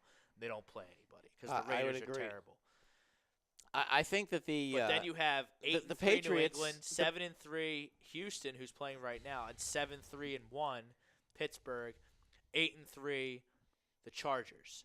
So those 5 teams are going to be in the playoffs. I think the Chargers, Patriots- the Steelers, the Patriots have 2 losable games still on their schedule. okay, Minnesota's one of them. I would Minnesota, okay, then they play the Dolphins in Miami, which won't be easy because it never is. assume. Yeah, they always seem to struggle with that game. Yeah, in Miami it's always a close game. Then they go to Pittsburgh, and that's going to be a very tough game for them. That is a tough. That's going to be a tough game I know for the them. Steelers lost yesterday, so this might sound. Steelers are not a good road team, though. We've been through this already. Then the Patriots play the Bills, who they should romp over, and then they close with the Jets. There's a possibility that the Patriots could lose 2 games. So that would put them at 11-5. Yeah, and we're being generous. Probably 1. I We're think being they lose. conservative. Yeah, We're being conservative. I think if you put a gun to my head, I'd say the Patriots lose 1 more game this season. 1. The Chiefs, I think at most lose 1 more game this season. I think that the 2 tough games they have, the Chargers and the, could win that game though. what, in Kansas City? They could. Oh, yeah, of Chargers course are they a could. good game, Oh, and I they know. have Joey Bosa back now. I know that, but He was a monster I yesterday. take- That guy is an animal. I know he is, but I'm just taking a look at what happens when those 2 teams play for whatever reason the last few years, and even the first game this year. Kansas City's just dominated them. You know, and again, don't throw out Denver as a team that has a chance to make the playoffs. Denver's been playing very good football of late. I mean, that game yesterday was that was a hell They of a played game well. yesterday. Yes, they did. I mean, that's the kind of game that can turn a team around. That team has a real good defense still, and it seems like Keenum is finally starting to put some points on the board. So, I mean, at this point, Steelers shot You know. themselves in the foot a lot. They fumbled out of the end zone and gave them Denver a touchback. James Conner, a phantom Ernest Biner type fumble as he was running down the football field, and then Ben had that terrible interception At the end. At the end. Yeah, that was bad. But I mean, I'm just looking at the schedule that the Broncos have right now, and I mean, It's easy. boy, the Bengals. The only one you read they that got was the banged easier up was Bengals. the Titans. They got the banged up Bengals, 2 against the 49ers, home for Cleveland, the Raiders, and then they have the Chargers at the end. I mean, The only one you read that was easier was the the Titans. Titans had a pretty easy schedule the too. Jets, the Jaguars. Really, the only hard one that I recall was the Colts in Week 17 division. Yeah, matchup. I agree, but the Titans are just such a strange team. I can't figure them out. Yeah, I mean, there are games. They have games where they just don't score. You know, and then you see them play a game that they had where they just destroyed Dallas in Dallas on that Monday night game. You know, it's strange. And then the game against the Eagles, where for 3.5 quarters, their offense looked as inept as you'll ever see, and then all of a sudden they score 17 points in the end of the fourth quarter and in the overtime. They're a very strange team. You know, that's a team I haven't been able to figure out at all this year. I can't figure them out either. Let's move on to the hot stove. Got about a half hour left on the Sports Hounds. We got a big signing today. Big Yes, signing. Both Rob and yes. I disagree a little bit with the Yes. impact of this signing. The Braves made some moves today. They signed third baseman Josh Donaldson. They also signed catcher Brian McCann. Josh Donaldson does nothing for me. The guy's washed. Okay. I don't care if it's a 1-year incentive-laden deal. That's fine. I'm glad that he's off the table, so Matt Klentak isn't even tempted by him. See, I mean, he's only 32 years old. He's not that old. Right? He hasn't been healthy in 2 seasons. Well, last year He he misses was, months at a time. last year- He misses months for injuries that should take weeks to heal. The problem with Donaldson the last 2 years is playing on that AstroTurf in Toronto. I think that's the big problem. I think playing on the natural grass in Sometimes you just cook. in Brad. Atlanta. Yeah, no, I And agree. Brian McCann, that doesn't do anything. No, Brian McCann stinks. So that's not gonna really mean all that much. Although having a veteran left-handed hitting backup catcher is never a bad thing. He can give you a little power off the bench.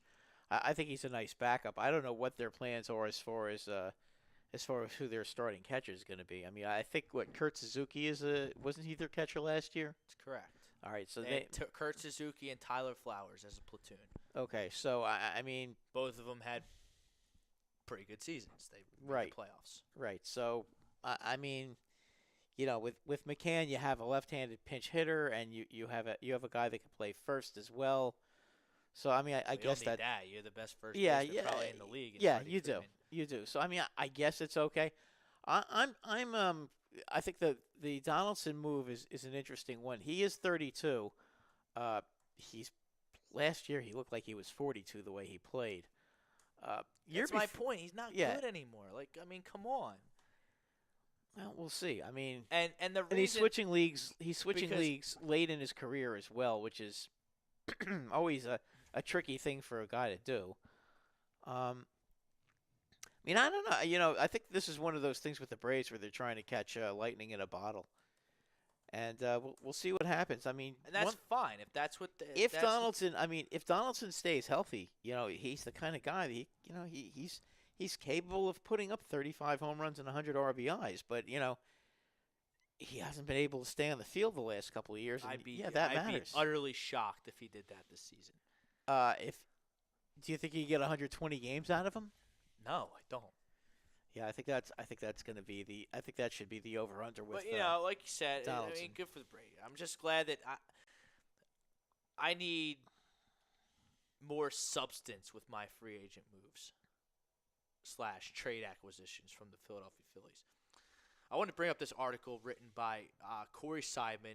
He's a great follow on Twitter. He writes a lot of good stuff. NBC Sports Philadelphia. Him and Jason Stark. Jason Stark really reporting that the Phillies are interested in trying to acquire Paul Goldschmidt. Paul Goldschmidt's a great player. He plays first base. Zach Eflin and several players. Go ahead and read it. Carlo trying to dump Carlos Santana on him. I don't like it, and here's why. Because I don't think they're gonna take Carlos Santana off your hands. I think you're stuck with Carlos Santana. I think you're gonna be boxed into him playing third base for you this season until next offseason when he only has 1 year, $20 million left on that obnoxious contract that Clint Tech signed him for.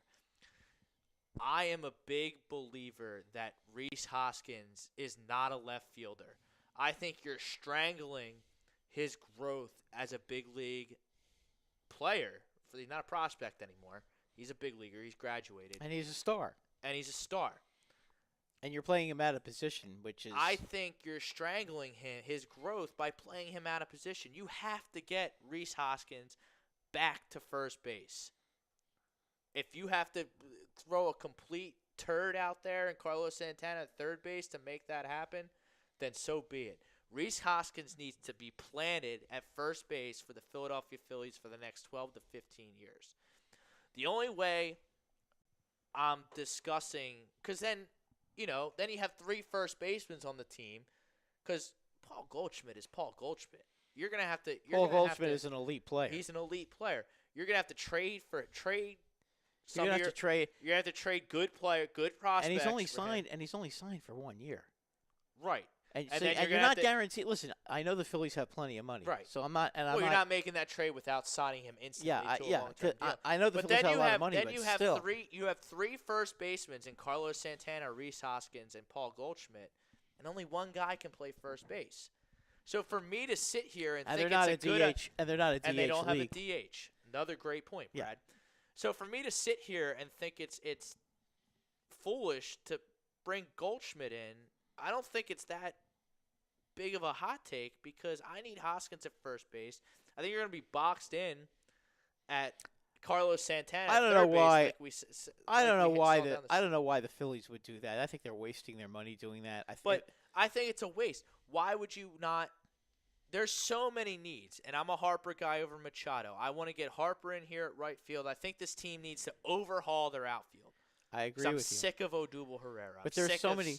I'm sick of 6 weeks of a Hall of Fame baseball from Odubel Herrera. There are so many good ball players out there that you can bring in, okay? And, you had a real low payroll last year. Why would you go trading your top minor league prospects you can also for Paul trade. Goldschmidt? I would instead of trading for Paul Goldschmidt, because you already have a first baseman in Rhys Hoskins. He's not a left fielder. He's a detriment in right field, and you're stunting his growth. As I'll be honest with you. If I'm going to trade, trade with Arizona, okay, I think I would go after Greinke before I went after Goldschmidt. See, now that's not a bad. And I'm not going to, because I know the Phillies need pitching, but I need a lefty pitcher. If I'm going to trade for a pitcher, it's got to be a lefty. Okay, I'd rather give up way more for Madison. Well, Bumgarner suppose you sign Corbin as a free agent. I don't hate that. Okay, but and then you get Greinke. Hold on, let me finish. Now you have a nice staff. Let me finish. But instead of trading for Goldschmidt, if I'm Matt Klintak, I'm calling the Seattle Mariners every day until they trade me. Mean Gene, the hit machine Segura, or Edwin Diaz, their breakout closer. Why not talk to him about Haniger? That works too. If they're really trying to tear it down and get young players, that's a perfect team because DePato makes moves out there. And yeah, he's already been active. He traded James gonna... Pactus for Justice Sheffield. You got Haniger. I think Segura is a fantastic player. Yeah, Segura is going to get traded. Edwin Diaz is a young closer who's under team control for, I believe I read, 2 or 3 more years before you have to pay him. Yeah, he's I would rather do that than sign a guy like Craig Kimbrell. I'm out on Craig Kimbrell. I don't want Craig Kimbrell. I'm not paying a 30-year-old closer a top dollar. I don't think Craig Kimbrell not doing that. It never works out. In the second half of the season last year, wasn't that good. I agree with you. And other Phillies. So I don't understand Goldschmidt. I don't understand the move. I don't think it helps you that much. You're wasting payroll and you're wasting prospects to get him when you already have a player who I think when it's all said and done, First base is it's not- going to be very similar base to is Paul not a Goldschmidt position- and Reese Hoskins. First base is not a position you need to upgrade. You already have a real solid first baseman. Right. You But he don't- you plays don't- left field. Yeah, well, which he is- needs, which but he is needs to go back Part to of my first. problem. He needs to go back to first. Okay. As everybody's been saying all winter that that they're supposed to be the odds-on favorites to sign Harper. If I'm in. listen, I If think they sign Harper is. Machado over Harper, I prefer Harper because I think they need outfield more than an infielder, but I'm not gonna be mad at that either. This team needs to spend money. This team needs to do something. Oh, I think they will. The only thing I would say is, Not if trade Harper- for Paul Goldschmidt if when Harper- you already have a great talent as a first baseman. You're just a bunch of idiots and are playing him in left field at the moment. if you can't sign Harper, I would definitely take a long look at Brantley. I think he'd be a nice I fit. would look at why can't you sign Harper and Brantley? I see left field next year, and I don't know who's going to be playing it. It might be Nick Williams. It might not. It might be Herrera. I hope it's not one of those two. I hope it's outside higher. But I have Roman Quinn in center, Bryce Harper in right, Hoskins at first, Santana at third because I think you're boxed in because of the money. You got to find a place for him. And he didn't do that bad at third base down the stretch last year. I'm willing to reluctantly give J.P. Crawford another chance at shortstop because I think at the very least he'll defend. Well, I have your trade for you. And then I'm signing You want want to get rid of Santana, right? Yeah. Okay. Here's what you do. Okay. Arizona is looking to trade Goldschmidt, correct? Yeah. Okay. Arizona's probably going to trade Goldschmidt, so you trade Greinke, you trade for Greinke on the condition you give them some prospects, but they have to take Santana back, and they might because you know what? They'll have him for 2 years. They'll have themselves a first baseman. I just don't want Goldschmidt, and that's not to say they're not gonna, I understand. but they're not going to. But you need Greinke more than you need Goldschmidt.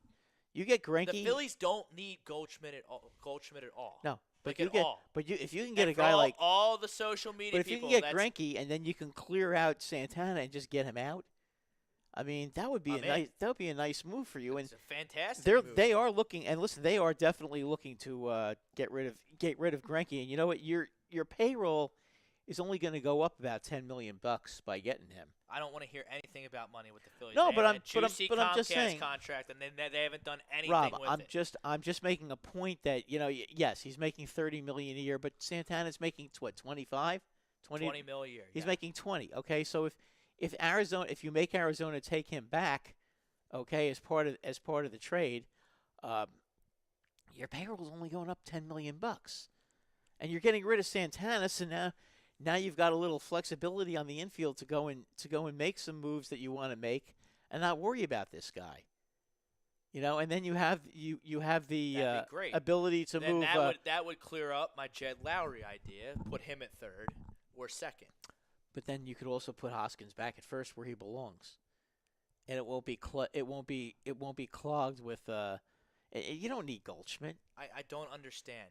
If Arizona for Arizona all the does people want to out trade there, Greinke, just by the way. because I don't want Paul Goldschmidt in the Phillies doesn't mean I think Goldschmidt's a bad player or because he's obviously He a doesn't- great player. He doesn't fit. But Harper and You Machado can't fit just better. it's not fantasy baseball. You can't just sign a bunch of first basemen and then figure it out later. That's not how you win. Yeah, you don't get to put him at corner infield and utility. Yeah, correct.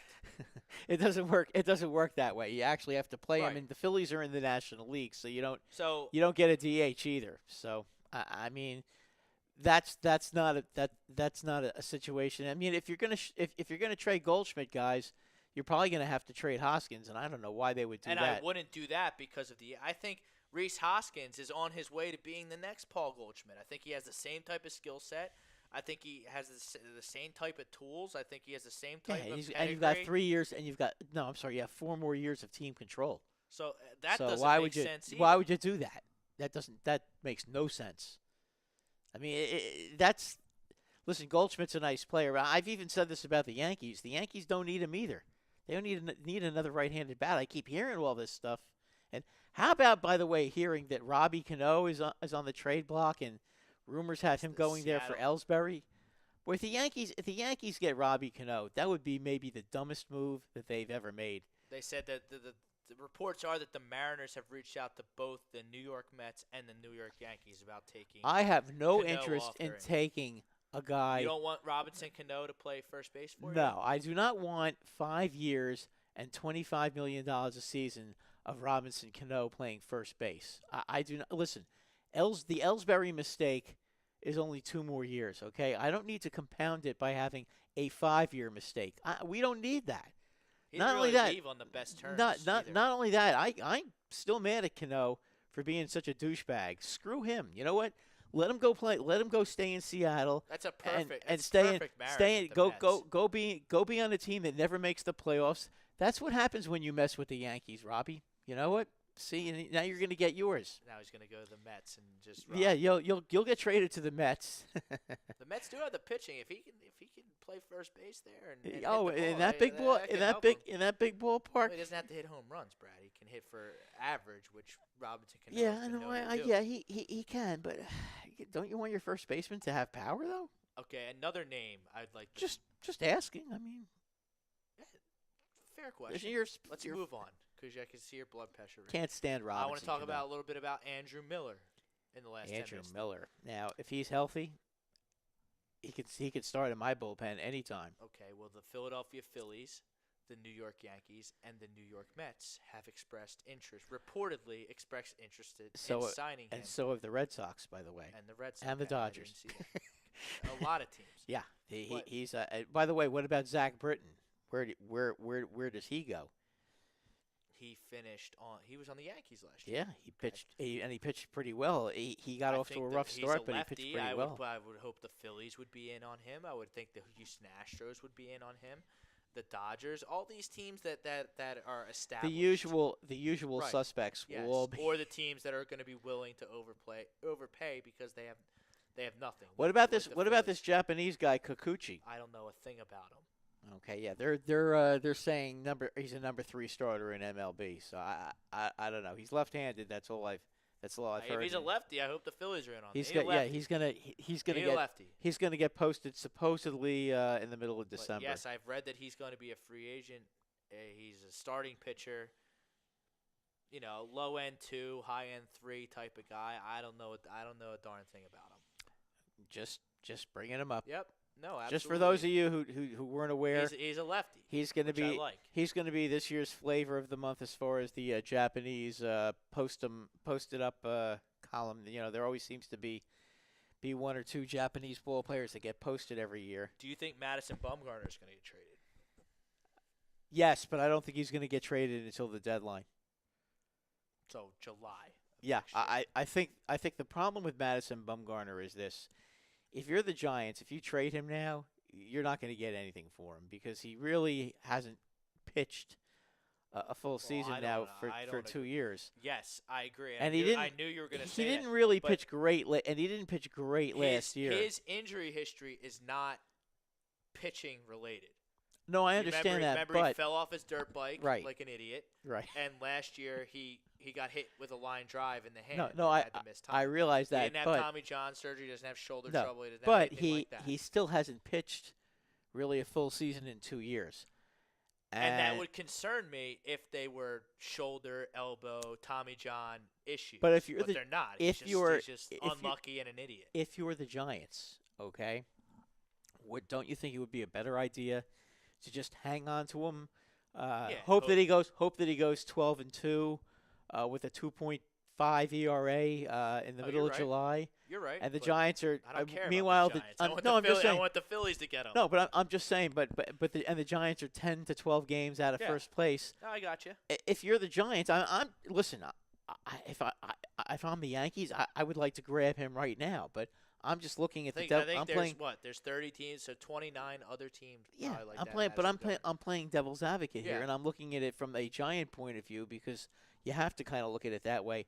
Don't you think the Giants are just better off waiting? Another- They'll get I agree. they'll with you. get No, somebody's your- whole your farm logic, system. Your logic is yes. You're right because he's only 28 years old. Yeah, that's what I'm saying. I mean, listen, that also, you know, they're taking a chance. if he gets ripped the first couple of months of the season, and he's got Yeah. a 5.6 ERA, and he's starting to look like Barry Zito instead of Madison Bumgarner. That's what I worry about with Madison Bumgarner. He doesn't Falls throw off a hard. cliff. Yeah, I mean he doesn't throw Yeah. hard, and Zito was the same way. Madison Bumgarner has that nasty slider and curveball, and that's basically what Barry Zito had a very good curveball, and he had a really good changeup, but he never really threw hard, and he fell off a cliff. I'm just concerned about that with Bumgarner. I think as I said, I think if the Yankees tried to trade for him now, I don't think they'd have to give up that much, which I think San Francisco would find that nobody's going to give up that much for him right now because he has to prove that he can still be an elite pitcher. Bob from Bucks checks in on the YouTube. How about them Sixers, the next Philly team to win a championship? First off, how about them Sixers? Did you see that buzzer beater by Jimmy Butler last night? Remarkable shot. Awesome. They were dead in the water. They had no juice the entire game, which how they came out with no juice after losing to the worst team in the NBA at home on Friday night. And you would have thought that they would have learned their lesson the last time they played Brooklyn. Correct. Another great point, Brad.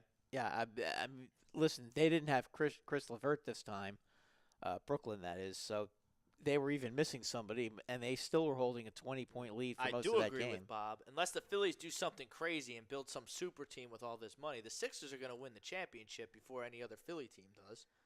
I think you're right. It's not going to be this year, though, but it might be next year. Bob, we need a big forward to come off the bench, someone with more offense than Johnson. I agree that's a need, Bob, but this team needs perimeter defense. Because J.J. Redick, for as good as he is shooting, he's that bad at defense. He can't guard anyway. And Landry Shamet needs to hit the waist because he's a noodle. I got a a guard for you that can play defense and be good on the perimeter. Who? I'm in Shumpert That's on the Cavaliers. a great pull, Brad. And you know what? He wouldn't cost you that much. No, it wouldn't, because that's a complete dumpster fire there in Cleveland. Yep. I Tearing mean, it listen, down. is he a They're great trusting the Is he a great offensive I don't player? care. No, but you know what? You can put him out at the end of the game when you're trying to stop someone, and he's a real good defender. Brian Wilson pointed out a couple different threads on Facebook last night that this team can't cover a three-guard set, and he's absolutely 100% right. It's a great observation by Brian. He would be, which is even more of a reason to try to But pick up a guy like that. You can't have J.J. Redick or Landry Shamet cover a guy like Spencer Dinwiddie or Joe Harris. They're going to get torched, and they were torched. Well, last night. they're just their foot speed on the defensive end just isn't. And those isn't aren't good enough. even great options. When you get into the Eastern Conference semifinals, conference finals, the NBA finals, which this team has aspirations of doing, you're going to be facing three-guard rotations that are a hell of a lot more potent than what Brooklyn had last night. All due respect to Brooklyn, because they have some They have some scrappy they players. have some scrappy guys. I love their coach. It's a shame LeVert went down, but if they can thankfully, convince Durant or thankfully Kyrie he won't. to go, Thankfully, he won't. He won't need surgery, so he won't be out for the season. I heard he's going to be out for 2 months. Two to 3 months. Yeah. So It was I a mean, gruesome looking injury. yeah. Fortunately, see though, that. it wasn't as bad as they thought it was going to be, which But I is mean, a relief. D'Angelo Russell hit you up for 38 last night. I mean, come on. D'Angelo Russell's not bad. Okay, 38 points. Okay, well Are you kidding me? okay. No, I understand that's too many, but I'm just saying I know D'Angelo he's good. Russell's He's not on a my. bad I player. just made a big trade for him Yeah, in fantasy basketball. he's not a bad player. I mean, listen, I take him on the Knicks anytime. D'Angelo Russell as a free agent, which he's going to be at the end of the season, He by is. the way. It's a contract year. I mean, I think he'd be a very good addition for the Knicks because I'm not real crazy about their point guard situation at all. I think we both can bask in the glory that the Boston Celtics are just absolutely terrible. Yeah, but it's still early. It's still early. And you know here the thing is right now with the East, Toronto always plays great during the season, and you know what? In the playoffs they always go down the drain. Now, obviously they got Leonard this year, so we'll see if that still is the case. They don't have to play LeBron. Right, and they don't have to play LeBron. It's all gonna, it's really not about the regular season for the Boston Celtics, or the Toronto Raptors, or the Philadelphia 76ers, or for that matter, the Milwaukee Bucks. they're all going to make the playoffs. Okay, it's all going to depend. It's going to be basically what happens in the playoffs that matter because they're all going to make it. Okay, and if any of these teams are smart, they make sure that they keep their teams well rested and ready to go for the playoffs for most of the season because it's a very top-heavy NBA East. You have 4 good teams, and then the drop-off is like falling off a cliff.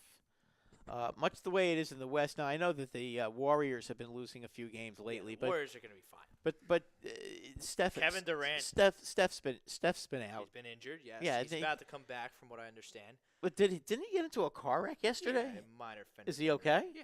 Oh, okay. Because His Porsche isn't okay, but he's okay. Oh, okay. Yeah, I heard. Yeah, Porsche from is what. all bashed up. Okay, yeah, because they made That's all right. He they makes made 40, a big. Makes $40 million a year, so Yeah, he'll go get another one. Yeah. I just the way they made it sound like, oh my God, he's injured and now he got involved in a major car accident. could have been bad. Well, when he comes back, the Warriors are going to be the same team that's ridiculous. And Kevin Durant is just unconscious this season so far. Yes, he's unconscious. Yeah, he has, but you know what? He hasn't been able to bring a lot of wins to Golden State. Isn't that interesting? It seems like the one guy that they cannot afford to lose on that team is, without a doubt, Steph. Absolutely, you're 100% right. Yeah, I mean, Durant and Klay Thompson right now are scoring all the points for that team. Where's You're Green? right. Where's Green been? Is he still suspended? No, he's been just, Because I haven't seen any contributions from him lately. It just seems like when you have 2 guys scoring all the points. Let me bring up these standings here. That's a Before problem. We get to go. We got a few minutes left here on the Sports Hounds. Houston continues to struggle. Yeah, Houston stinks. Although I do think that at some point they'll turn it on and they'll be okay. So here the number 1 seed in the Western Conference right now Yes, is guess Minnesota, the Los Angeles Clippers. the Clippers. At 13-6, the Golden State Warriors, Denver Nuggets, Memphis Grizzlies, Oklahoma City Thunder are all a game back of that with 7 losses. Portland and the Lakers have 8 losses, and the Pelicans at 10-10, tied with the Sacramento Kings for the 8 seed. So Where's Minnesota sitting right now? Minnesota is 10-11. Houston's 9-10. Phoenix looks to be the laughing stock of the Western Conference at 4-15. But everyone else kind of around 500 in that pack. That's going to be a dogfight. There are a lot of good teams out there. And then Boston's 10-10. They're tied with Charlotte for the 8th seed. Orlando being in the playoffs. They're the 7th seed right now. The Pacers and Pistons would square off in the 4-5 matchup. The Sixers are the 3 seed at 14-8. Bucks slightly ahead of them at 14-6, and the Raptors have the best record in the NBA right now with a record of 17-4. Yeah, Leonard has been lights out. It's a no-brainer trade. They Lights- stole Kawhi Leonard from the Spurs. Lights out. They stole Kawhi Leonard from the Spurs. Well, I mean, and listen, they also got Danny Green out of it. the Sixers could have tried to get him too. The problem was Yeah, but clearly they weren't buying Pop Fultz. was not into Fultz at all. I mean, the Sixers had to offer something. Fultz, other than Sarge, Fultz. Covington, Pop wasn't into him. And No. I don't blame him. No, I mean he got DeMar DeRozan for him. So I mean, it's not like DeMar DeRozan is a slouch. He's a decent player. He's not Leonard, but he's a pretty good player though. Yeah. Yeah, he's more than serviceable. Agreed. Without a That'll doubt. do it for this edition of Sports Hounds. We'll be back next Monday with live look-ins to Monday Night Football, where our Philadelphia Eagles will be taking on the Washington Redskins. Until then, have a nice week, everybody.